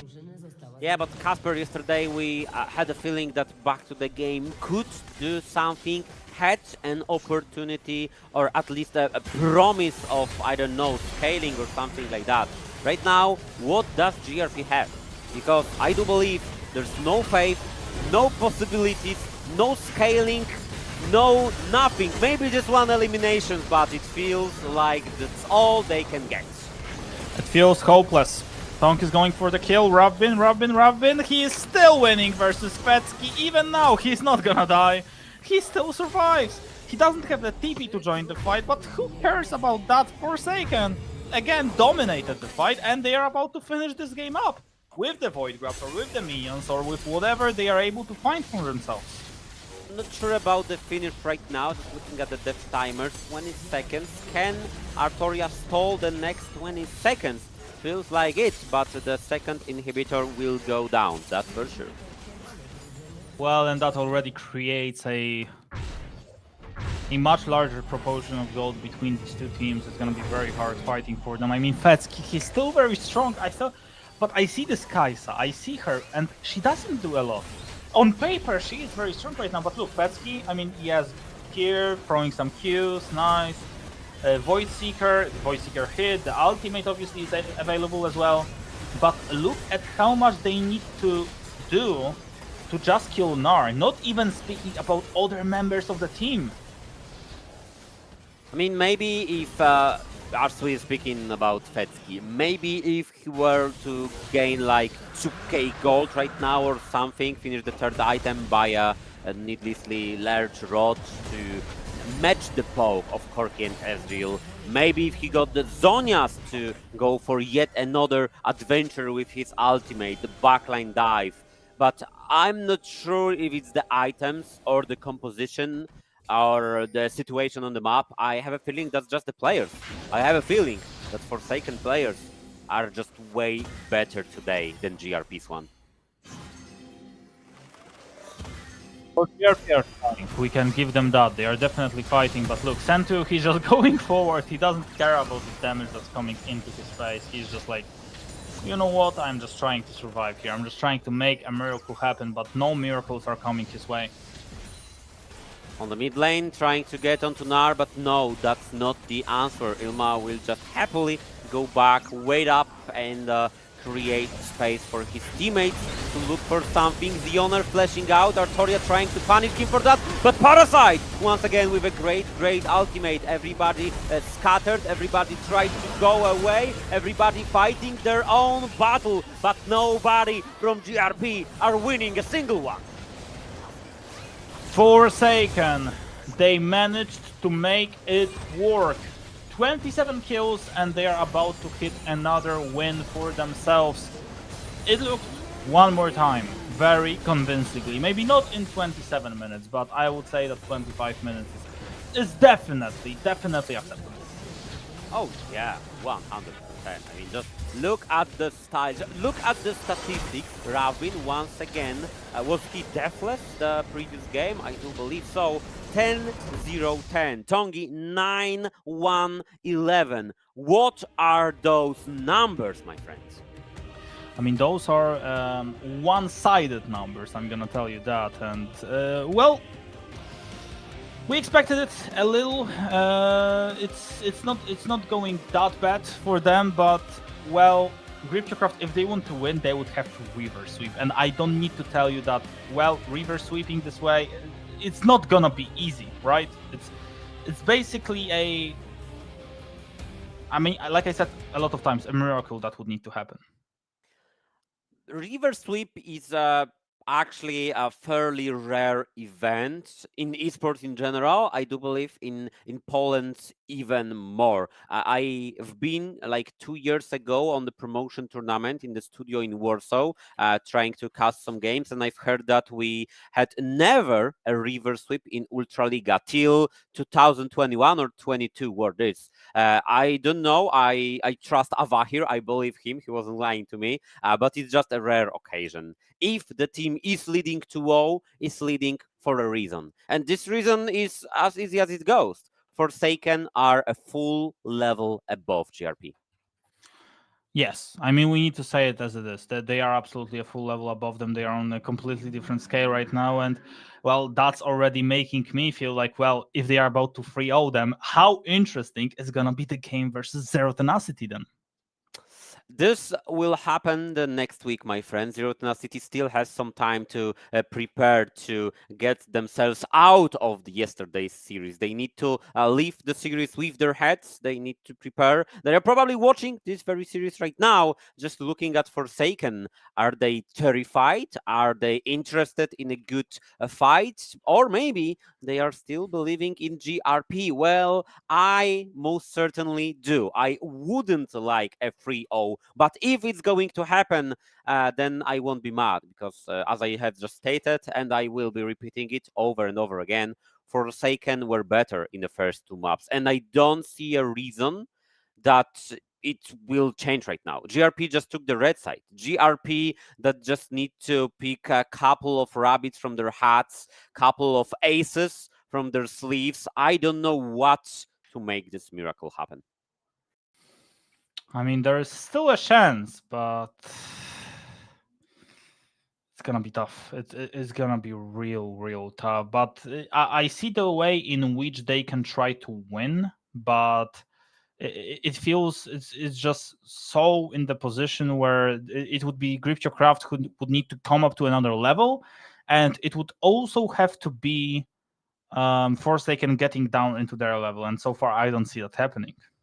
Yeah, Forsaken would definitely need to slow down, just go with a draft that they want to test out, go with something that they are not 100% for, and then GRP will just need to find an advantageous position somewhere and stick to it. Stick to it as they would love to, play through FSK, play through Artoria, maybe Majutek unleashed on a Camille or something. I don't know. You need to give those guys tools, every and each one of them, and tell them you need to be the carry. Repeat it up 5 times to the top laner, jungler, mid laner, AD carry, and support. You need to be the one to make us through this series. Just draft whatever you want. Just play however you would love this game to be played. Just do it, because I'm out of ideas. I mean, I wouldn't sum it up better than you did, Majutek. Exactly. I completely agree with you. I still feel like there is a chance, but like you said, they need to find some other ideas because so far it doesn't look like they are about to do anything. It's going to be tough, it's going to be brutal, it might be a 3-0, but they need to face this situation and they need to raise a situation. For now, let's give them the time to rest, to reconsider, to prepare, to get ready, to not get thrown out of the playoffs being clean swept by Forsaken. We'll be back after the break.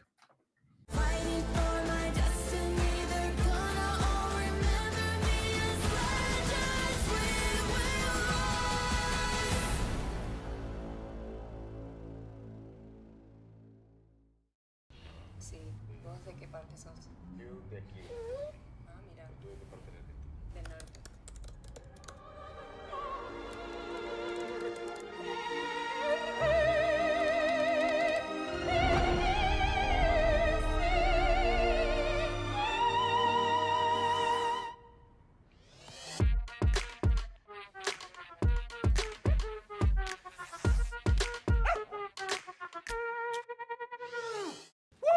Oh man, I feel like that was my best intro ever. Yeah, not bad, hey, not bad. I can go, bro. You know it as well. I also know you can dance. You should join me next time. And yes, I feel like you've also deserved a bit of a break. You've earned it. Thanks.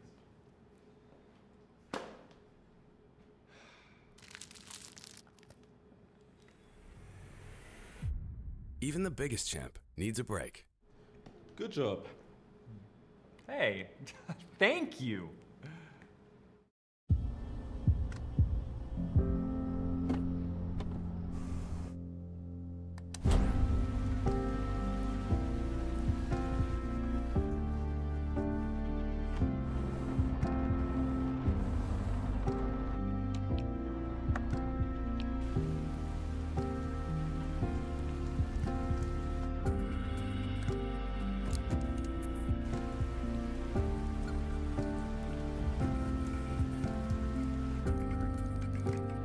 Wjedź do elektryzującego świata esportu i zagraj z nami. Moc energii zapewnia elektryczna Kia EV6.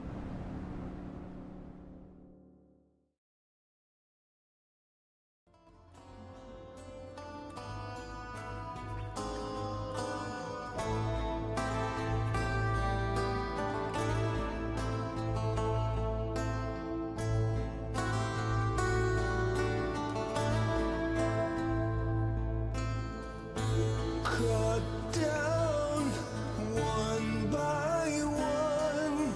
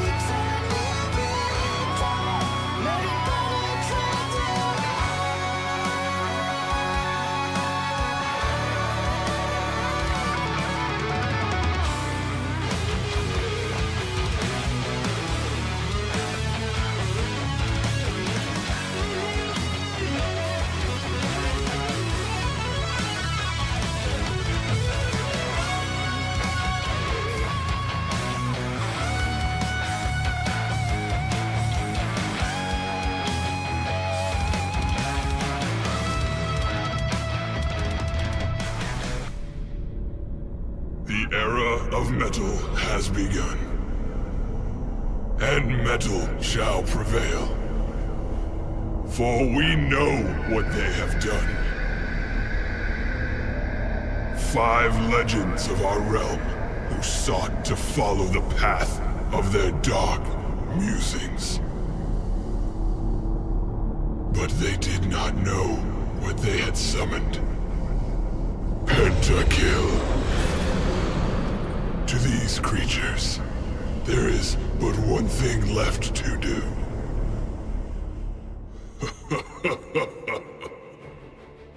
Heavy metal.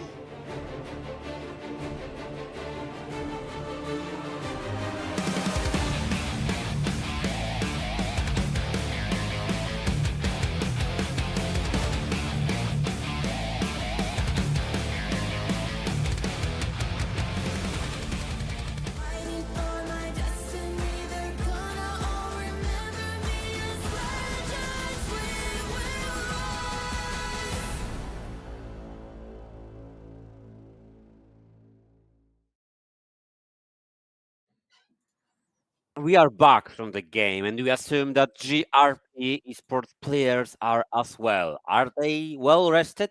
Do they have fresh and clever ideas for the next game? Oh, we hope so. Well, I hope they have anything, because so far they weren't able to show us anything really, and that's a very big problem, because if they are not in form for this game, it's over. They played a very good season of Ultraliga. I would say they were a constant top 4, and that would be very sad to just go out in this manner. I feel like that would be very, very sad. Right now it feels that the top 4 is the ceiling, the top for them right now. They couldn't get any further in the regular split. They secured the spot. They were better than Devils 1, that's for sure, but feels like the gap between the 5th place being out of the playoffs and the top 3 being, you know, the medalist of Ultraliga, the gap, the difference is just too wide. And somewhere in between we see GRP sometimes playing magnificent League of Legends, the other time just the standard usual one, and the standard usual one is not enough for Forsaken. I mean, exactly, and Forsaken are just in the better spot right now. They understand what their strong side are, and they are abusing the strong side very, very well. I would say that if I were to compare it to something else, I would say that Forsaken are just choking them. Oh yeah, that's not the most elegant, but the that's how it proper is. comparison of this situation, and I agree with you, Kasper, on that. There's not much they could do. Taking the red side this time, banning Tristana on their own. So Artoria will be switching champs this time, and Zioner is just happy with this. Okay, you didn't ban Brent, you didn't ban Zyra. Maybe let's repeat map number 1. I have no problems with it whatsoever. Zyra is my thing. Absolutely. I think that Zyra is definitely a pick that can work out, especially at Xeoner. He loves to play this sort of champion. Okay, finally the answer that's gonna show up something interesting. It's gonna be Karthus, it's gonna be Lucian. So we have Artoria on Lucian, Karthus there as well. Please pick Rel, like GRP. If they pick Rel again, if it's gonna be Ezreal Rel, it's over. They need to pick Rel themselves. It's such an OP champion right now that I feel like it just would be way too bad to let Rel go. That would be a huge mistake in my honest opinion. Go Rel. About call it that might be easier, and Korotkiy, because you don't want to lock in Rel there. You will be faced with the Korotkiy ban and then forced to play something different. So makes sense for Forsaken, and opens a window of opportunity for GRP to lock in this beautiful, beautiful champion. Please, Sentu, for the sake of this series, be the strong voice in your team and force it. Yes, I think honestly, looking at the first rotation, Gripchocraft finally have a draft that it's not only going head-to-head with Forsaken draft. I think right now they are coming out better. I think they definitely have something that they can show up that they play well, because I know how well Sentu is playing. This is the guy that is always going to engage. But not only that, he is literally a guy who turned the game around during the regular season, especially playing on Rel. So I think that definitely this is a shot for them to maybe finally make it somewhere else. If only Solari were here, she would be praising this pick of Rel for Sentu. She loves this guy very much, and she loves him playing Rel. I can understand why. He is the great player, and they are respecting his Rel. I mean, the GRP team is respecting this pick and feeling this might be the difference maker. They decided to ban both Alistar and Poppy, two hard counters for the hard engage that she provides. I understand that, because those are the bans that you need to go for in this certain situation, so that's okay. But I want to see right now a pick like Ornn even. Ornn would be great. Give Majutek to Ornn. He doesn't need to go head to head. I know that most likely they are gonna go Jax because they feel like they need to go for a carry, but I feel like Majutek on Ornn would be great. Kai'Sa, another great pick, another great pairing with Rel. Gripchocraft, I don't know what happened in the break. I'm not sure if it's gonna bring them any luck inside of Summoner's Rift, but finally looking at the draft point, like looking at the way of draft, it's looking out way better. It's not like the draft, made of crazy solo queue things. It's just a proper one, but approached differently than we saw in the first and the second map. I really like the Karthus, like the Lucian, as you stated. I like the idea of the red side, the possibility to go with a counter pick on the top lane. I love the Rel. It all makes sense now. The only question I have, why didn't they draft like that in previous maps? Well, maybe there was some reason, maybe they had some different approach, I remember that when we were losing 0-2 as Devils 1 versus Kick, we were like, you know what, let's give it our all what we have on the first map. If we lose, we lose. It doesn't matter, but if we win, then we at least win something. So Gripchocraft, go Seraphine, please. No. Let's go. No. Let's go. Get Seraphine in the top lane. That's what I want to see. Seraphine in the top lane. Obviously, it's not going to be Seraphine, but no Gnar. But why I'm not? not a big fan of this either.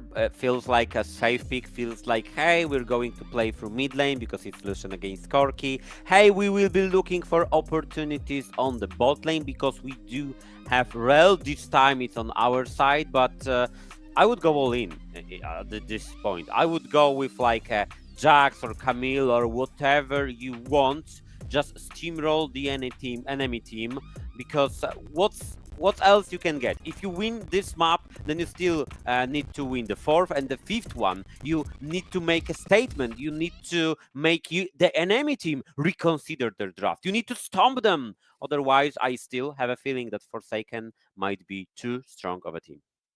Yes, otherwise you're gonna be in the position where it's gonna be very, very hard for you to play. But I mean, Gripchokraft, they gave themselves at least a shot. So now they need to make sure that, you know, you always want to win one map at least in this sort of situations. If you don't, it's just gonna be very, very hard. Like it just feels like, you know, you want to leave some mark after you. You want to be like, yeah, okay, it makes sense. It makes sense. We're the worst team, but in the end, you want to win a map at least. You want to lose 3-1 because losing 3-1 is way different than 3-0. I mean, of course it is. Of course it is. Losing 3-0 won't leave a mark, not on your enemies, because they would go through this series without any problems whatsoever. The fans won't remember any positive aspect of the playoffs, besides you actually getting into the playoffs and then quickly dropping out of it. There's only one beneficial thing, not for GRP, but for Ultraliga overall. If they lose under 24-52, it's going to be the fastest series ever. That's the that's the only upper hand. That's the only positive outcome of losing 3-0. Yeah, I mean, you better not be a part of history in this case scenario. You don't want to be on the. If you are the one winning, yeah, sure, go for that. But you are not the one winning, unfortunately. So, yeah, better try to win, because if you lose here, yeah, loss is a loss, but you would at least want to leave something like after you. So let's see how it goes. We are right into the third map. A lot of possibilities, definitely, for Forsaken to close it down.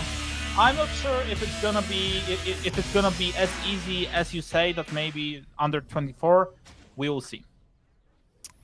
That's the approach that we want to see from GRP. Different approach in draft, followed by a different approach in the game. I'm not necessarily saying that it has to be aggression since level 1, you know, solo bolo, first bloods everywhere. No, they just need to look for the opportunities, not wait for Forsaken to create mistakes so they could use them. You have Rel, you have Nar and Kartus, you have some saying in the first early levels, so make sure you use them. And they definitely will try. Artoria and Bellet. This is the two guys, mid and jungle duo, that are gonna need to be a carry in this team. Artoria, we know that he can. He was very close of even solo killing Ravbin in the certain spots, but he's gonna need to do more than he did already. He's gonna need to be literally the carry of the team. If not, have fun.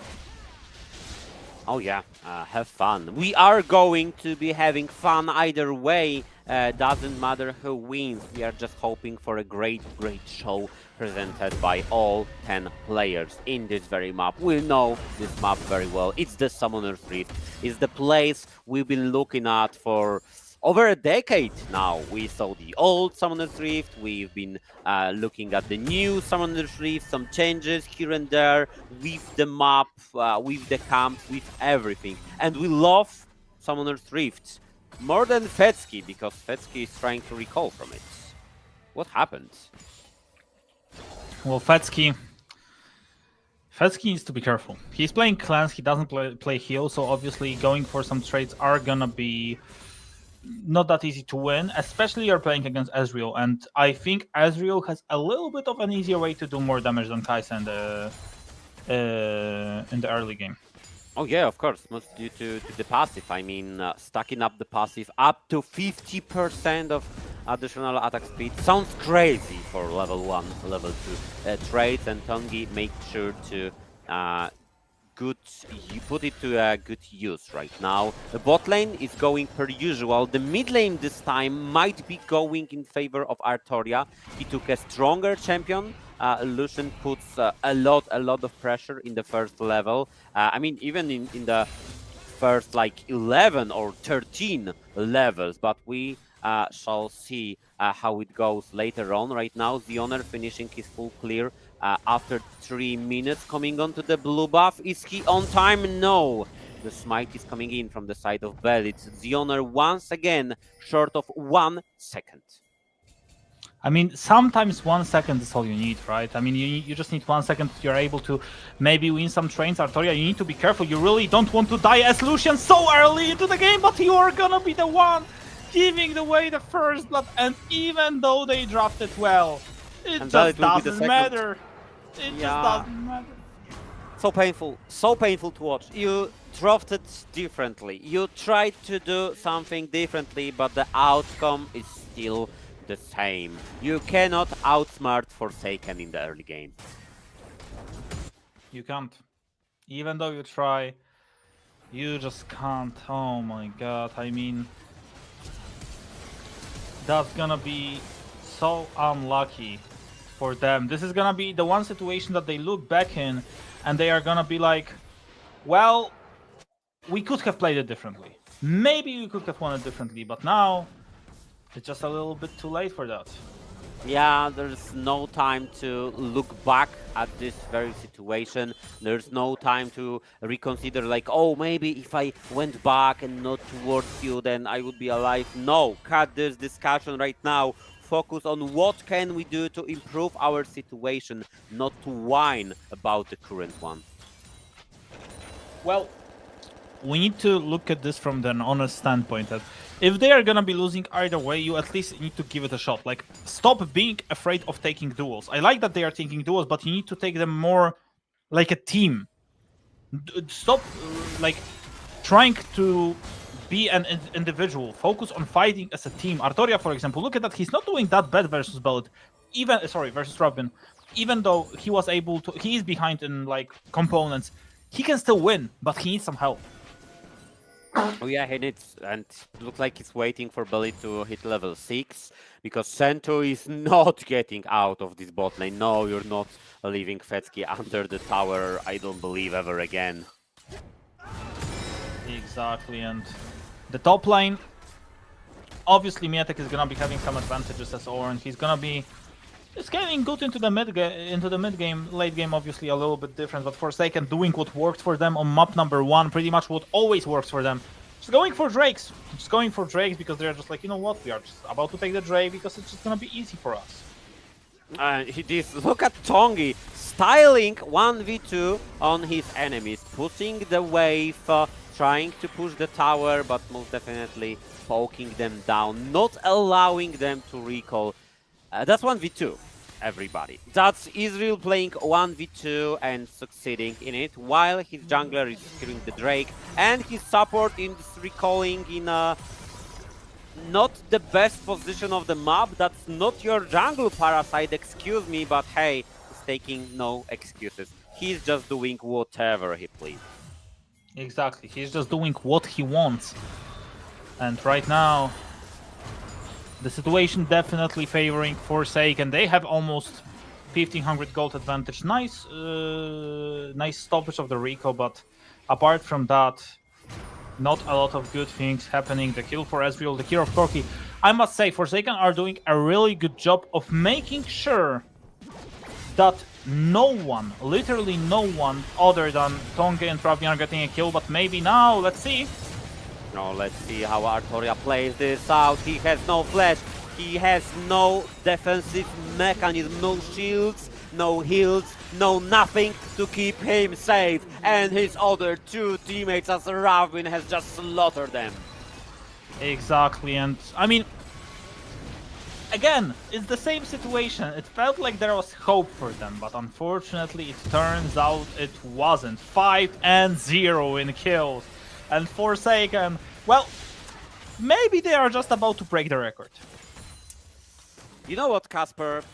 I know, and you do know why we went for GRP Esports in the predictions. I went because I felt sorry for it. You went because you actually did not, and somebody assigned this to you. But we try to believe. We try to make something out of it. We try to create a story.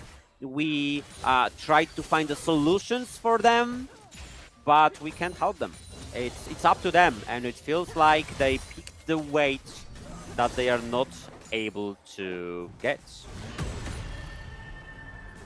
Exactly, and right now it's very, very hard for Gripchograph to make anything happen. Majutek, yes, he's doing alright, but what does Gnar doing alright gives you? Basically nothing. And Artoria, I mean, the trades won't be going his way. He's 0 to Lucian going versus 4 and all Korotkiy. Yeah, he's not even winning those while Ravbin is playing with the footwork, which means he will heal up eventually, and Artoria, you know, he's all in with the press, the attack, and he's not winning those. Right now, giving up on the control of the mid lane, giving up on the control of the river, soon to be the jungle, maybe the bot lane right now. I mean, the top is the only one, the only place that's going in favor of GRP Esports, but that's just the specific of this matchup, and Ilma being like, what, 3, 5, 10 creeps behind, that's not a big deal for him. Ravbin is killing him, yeah. I mean, not only him, they are going for more kills. Bellet out of position, Parasite, Stoner doing all of the God's work, and now, well, have fun, Sento, because even though you're gonna survive, even though everyone else is gonna survive, this is not a life you want. No, Kasper, no, and it's not the game they want to be playing. I do believe that I see some signs of resignment. You're just giving up.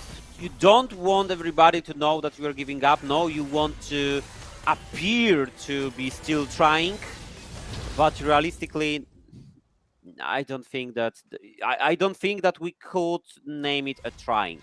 They are playing, they are doing their job. They are not staying in the base, but looks like they lost the faith. They lost the power. They lost the will.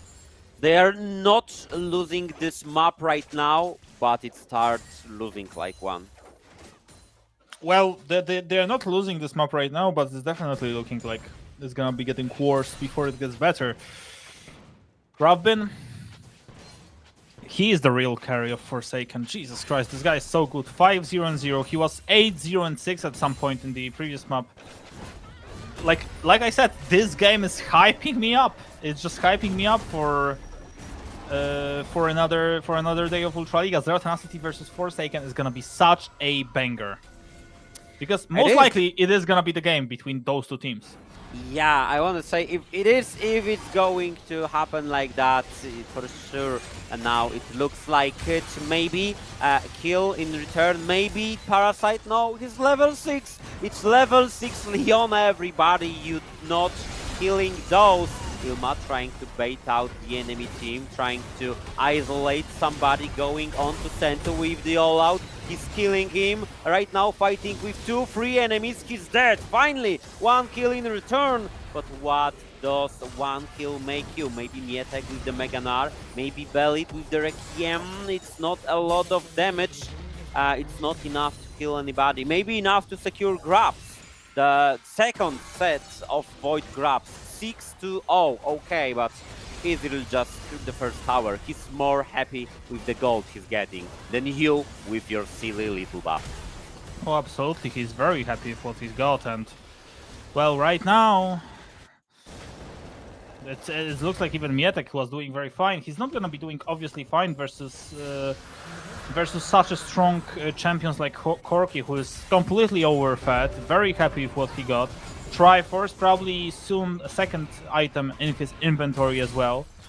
And GRP are trying hard, but like you said, trying is not enough in this case. You need way more than that. We are reaching the same position and the same circumstances for Ravbin and Tongi as we had in the second map. Both on Trinity Forces, both on boots, and both stacking the tiers. It's just starting to be painful for GRP. They are just starting to get ahead on their enemies. FSK finished the static shift. Yeah, it might help you clear the wave, but it won't help you win the fights. And Majutek, without any item whatsoever, if this dive happens, I'm not seeing a scenario that he survives without the help of his teammates. That's why Sentu and FSK are, you know, going in the jungle as a duo, not alone, because they know they will be losing pretty much every fight if they are isolated. Exactly, and they cannot be isolated, but they are gonna be losing every fight right now, no matter what. Look at Parasite, he's not even thinking twice about that. He's just going, running in. Majutek understands he's about to be dived, but, well, there's no minions in there. Maybe that could be a mistake, but, well, never mind. Who needs minions? Yeah, who needs minions? Like, who cares about that? Clean dive. Maybe something, no? FSK landing on this Void Seeker, but not pulling the trigger on his ultimate. Ravin happily pushing this wave in and then just recalling without any problems. Sentu has flash, but he's not the madman. He's not the one that will go deep into the enemy territory, under the enemy tower, without any backup. And Tongi had the backup of Ilma, for example, backup and help when it comes to taking this tier 1. It's almost done. It's like, what, 9 plates to Israel alone? Well, yeah, and that's the problem, because it's not gonna be enough for Gripchocraft. If you give up the plate to Ezreal, you're gonna have some real problems. And Xeoner, he doesn't hit the ultimate, but, well, he just flashes with his thumbs up, because he understands he doesn't need to hit the ultimates as long as he has his team with him. He's playing with them, Kasper. He just casually used all his abilities just to flash for belly, force flash for flash, and force this situation to have no defenders for GRP right now. Trying to get onto Ravin. They don't know that Parasite is around, and they don't know that Ravin has a flash. He will escape this very situation, and he will be just fine. Oh my god, the truth of Barat almost made a double kill. And the Herald! You need to pick up the Herald as well. And Parasite, he's looking for some kills as well. He's like, guys, let me get some kills as well. I'm a support, but I want to have some fun as well. Like, why are you only the guys having fun? I need to have some fun as well. And I get him. I get him. If you are playing a situation like that, you would love to have some kills going your way, even being the Leona. So let Leona have some fun. Kasper, I do believe I have to start counting 9 more minutes. Because if Forsaken win in the next 9 more minutes, it's going to be the record. But it's going to be tough. The fastest series. Right now they are 7k ahead. I know, but it's still gonna be tough. Like, they would have to need Nash on spawn, and they would still need, after the Nash on spawn... Oh, it was so close, by the way. Yep. After the Nash on spawn, they would still need to have... they would need to finish this game on this Nash on spawn. So, well, it's gonna be a tough one. Like, I believe in them, but it's gonna be a tough one. Well, maybe, just maybe, if they didn't slack on the second map, you know, 27 minutes, that's a long game. But no, just to be perfectly honest with you, everybody, there is a chance for Forsaken to make a new record, but they're probably not interested in this. They would rather like... Oh my god, what the... was the damage? Well, Sentu, he peaked Rel, I was excited, but there is not a lot of things to be excited about right now. Triple kill for Ravin. This guy, maybe he didn't get the MVP of the regular season, but if he keeps playing like that, he's gonna get the MVP of the playoffs, for me at least, in my book, because he's absolutely 1v9ing, and, well, he's really playing very well. Very, very well. That's the MVP of the series, of this series. I call it here, I call it right now. He is the MVP of this very match. Once again, flawless performance from his side. What is Majutek trying to accomplish? Well, he's trying to do something. They only have 1 kill with Majutek. Don't be that harsh on them, okay? He's trying to make something work, but Parasite, well, he's gonna stop them and give the kill to Parasite! No! They're playing. Yeah. No, he didn't get the kill. They stole it from him. He was the real one that deserved it. We are getting a replay of this situation. Mietek tried to apply some pressure, then go for a dive. He felt it, and I'm not blaming him. I too would have felt it with Artoria on my back, but Artoria decided to, you know what, Mietek, I'm just going to get the tower, and then I will help you. Oh, we are dead. Yeah, that's not gonna be easy. That's not gonna be easy, and Yeah, stop the count. Stop the match. Stop the count! Stop the count, yes. Stop it. But now, well, it's Forsaken who are winning all of the situations that they get in for them, and well, we will see if they will be able to continue this way. Because so far, like, it makes me literally so interested for the game versus Zero Tenacity that you cannot even imagine Majutek. Like, it feels that they are gonna be in a very, very good position with that. Imagine the confidence boost as well. Kasper, I do believe I feel you. I stopped feeling that GRP will make anything out of this series at all. Just looking at this gold difference right now, it's over 9k, nearly 10. We are not even in a 20-minute mark. The Nash did not spawn, and Ravbin is playing with like what, 3 completed items already. It's just a matter of time. It's not the matter of who's going to win. It's just a matter of time when. Is it going to be pre 24 minutes and 52 seconds or after that? Exactly. Is it gonna be after or maybe not? 19 minutes in and they don't need the Nash. They are just already going for an inhibitor. I respect that. If they continue to have such a big vision advantage that they already have, well, why not? Just go for it. I'm thinking about just disengaging for now, maybe, you know, getting some more vision done around the Nash, and then with a quick Nash going for a quick siege and a quick finish, potentially. I feel like that's the way. Majutek, listen to me. You need to have some proper fight before that. You need to have some proper fight. They need to go for a 5v5 before that, and then, only then, they can go for a finish.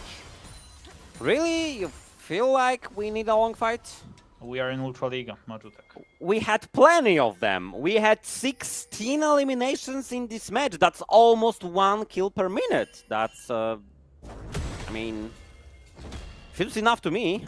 Well, we will see. 20 minutes is here. They need to take Nash on spawn if they want to make it. Forsaken are wasting time. No. Just waiting, just preparing. It's not wasting time. It's preparing the vision, my friend. Yes, but now they are not gonna make it. Like, I already did the math, Majutek. Like, the situation we are in right now, they had to start it on spawn, and because they didn't start it on spawn, they are not gonna make it right now. It's 24 minutes and 50 seconds. There is still plenty of time. It looks like GRP are trying to answer. Send to level 7! I mean, level 7! You are approaching the Baron Nash or the Mighty One. What are you doing? Going on to Tongi? Have you lost your mind? Oh, Jesus. And Mietek is about to be dead as well. Not much you can do versus Tongi. The engage from Parasite, okay, maybe they don't need Nash, maybe they just need some kills, and they are gonna get them! 11 for Ravbin, Nash is free, game is free. Like you said, it's a matter of time where they get it. Tonga, he's just playing with Mietek, but yes, he's gonna get him either way. Just had to use a glance. That was the closest, maybe not the closest because Mietek actually got 1 kill, but that was the second closest of them on getting any elimination whatsoever. It's going to be dealt on with the Nash. Ravbin and Tongi already went back to the base. They are ready to get the buff and then go onto the enemy base. We are seeing the replay once again. Sento, I admire you, but that was a bold move, my friend. A bold move, and it didn't pay off. 19-1. This is an absolute slaughter. But well. They have to finish it. I mean, after this sort of performance, you have to break the record. If you don't, something is wrong. Do they know? Do they know? I mean, they might not know. That's true. I mean, Harpoon tweeted, I responded, so yeah, they might not know if they don't follow me, nor Harpoon, nor anybody pinged them. They have 2 minutes, right? They have 2 minutes, yes, indeed. I mean, that's a long time. The famous Polish coach Bogusław Wenta once said that 15 seconds is a huge amount of time. So President of my home city, the previous one at least.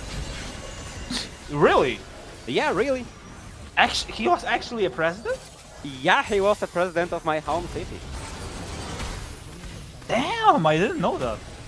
Now you know. And now we shall find out if Forsaken will end it in the next 2 minutes. Yeah, surely they will. I mean, who's going to stop him? Well, apparently no one. The ultimate is there from Kartus, but it's not gonna change anything. Forsaken are going for the finish, the engage is there from Parasite, but Sentu is trying to make a miracle work, but there are no miracles here!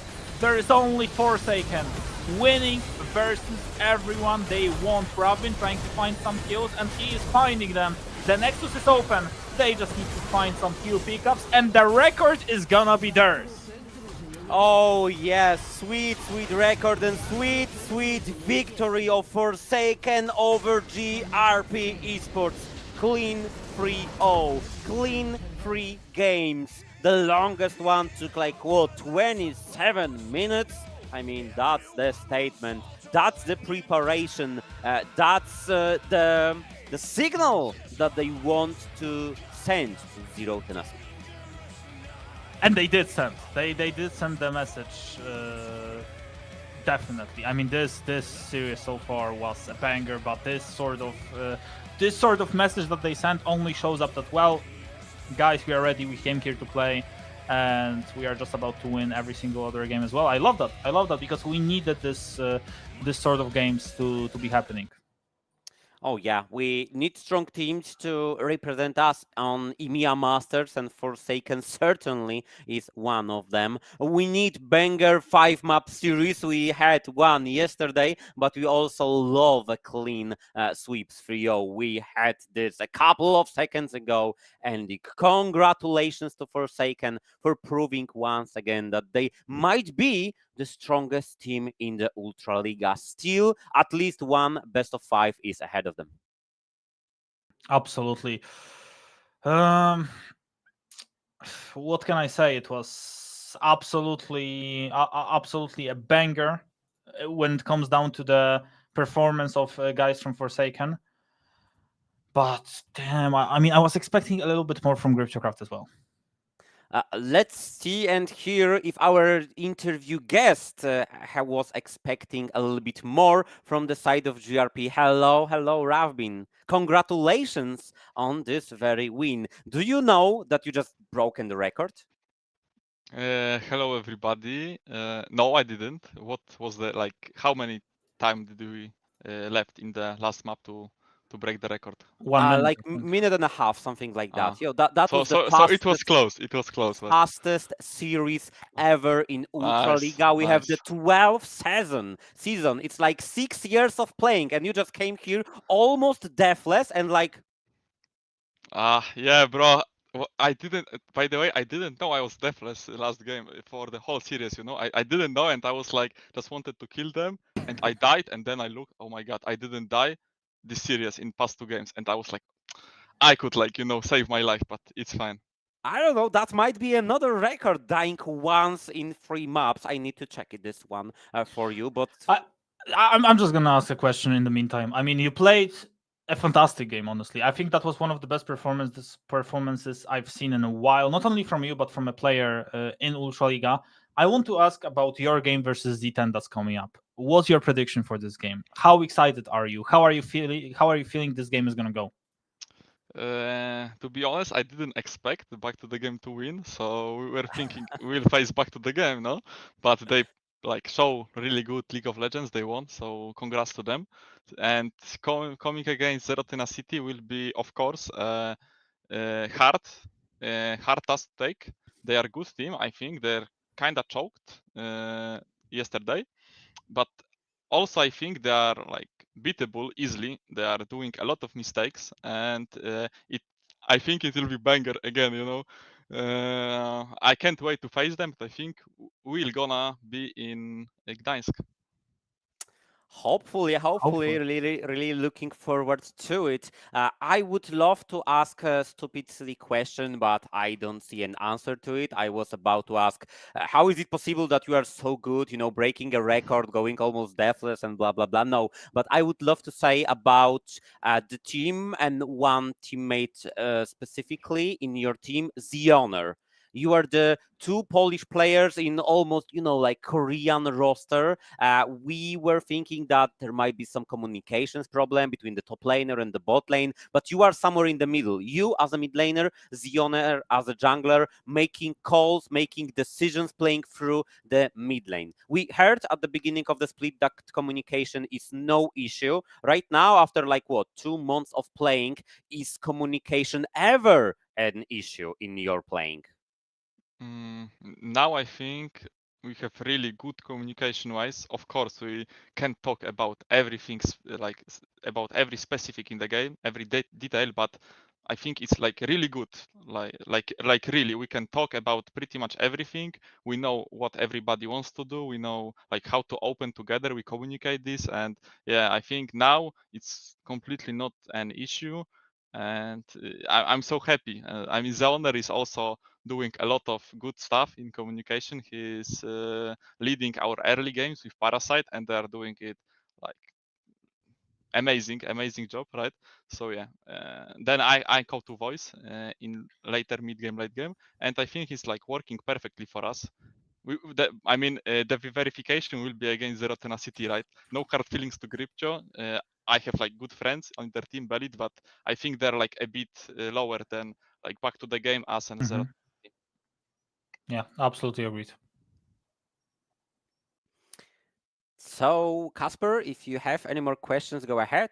If not, then I mean, I think everything is. I mean, I can only ask about quick prediction.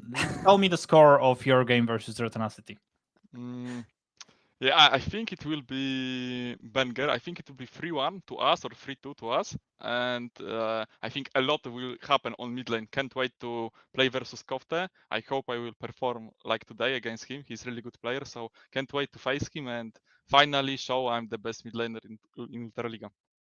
Oh, and we are hoping for this too to happen. Ravbin, thank you very much for attending in this interview. Congratulations once again on the win. Really looking forward for you and your team and this match against Zero Tenacity. Fingers crossed for it. But right now, since this interview is coming to an end, you know how it is. The stage is all yours.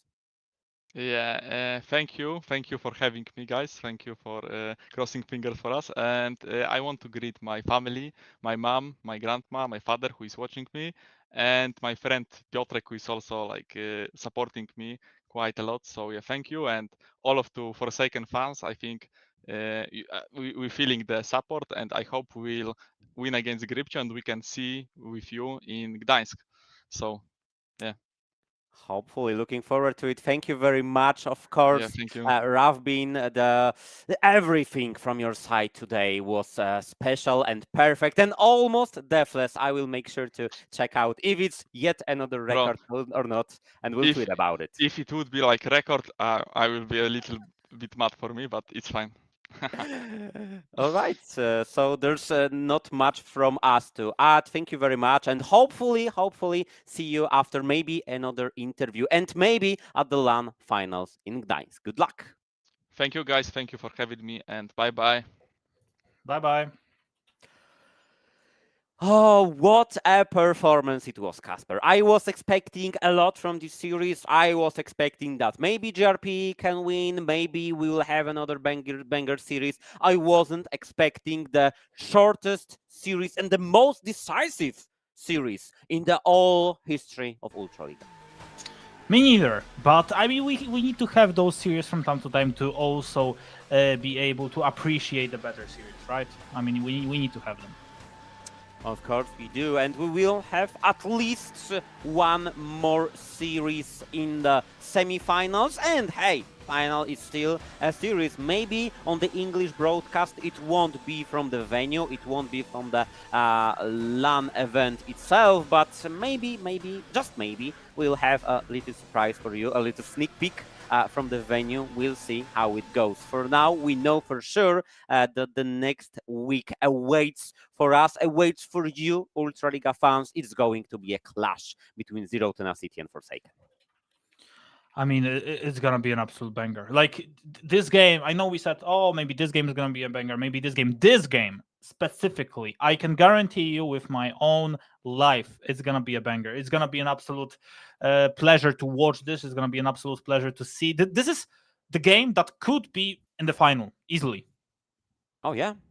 Could be rather easily could be a final, and we also could have a final with a rematch of Back to the Game against Zero Tenacity. We could be having Forsaken dethroning Zero Tenacity, you know, taking what's theirs, taking the crown. A lot of things might happen in the next week. A pleasure to watch, a pleasure to play for players, I assume, and a pleasure to cast. As always, the next series will be ours, Kasper, so we better get ready for it, because for today we have no more practice. It was 3 games, and that's all. It was quick. Like the last evening we were after 3 games only, and we were getting prepared for game number 4 and game number 5. This time is gonna be a little bit different. So yes, the next game is gonna be a banger, like you said. So thank you very much, Majutek. Thank you, Kano. Thank you, everyone. Thank you, guys. You viewers, obviously, for tuning in, for watching the games with us. But the next game, like I said, is gonna be the real one. So stay tuned until then. And we are going to be right back, like after some time. Bye-bye. Bye-bye.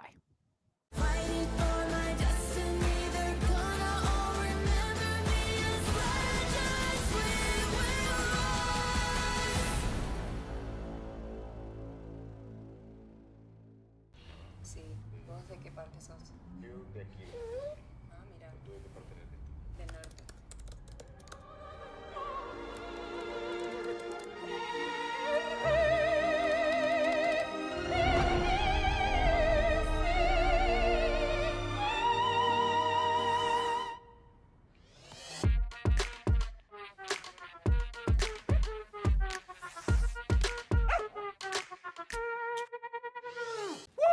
Oh man, I feel like that was my best intro ever. Yeah, not bad, hey, not bad. Okay, bro. You know it as well. I also know you can dance. You should join me next time. And yes, I feel like you've also deserved a bit of a break. You've earned it. Thanks.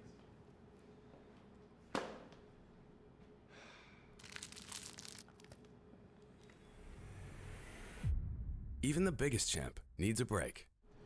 Good job. Hey, thank you.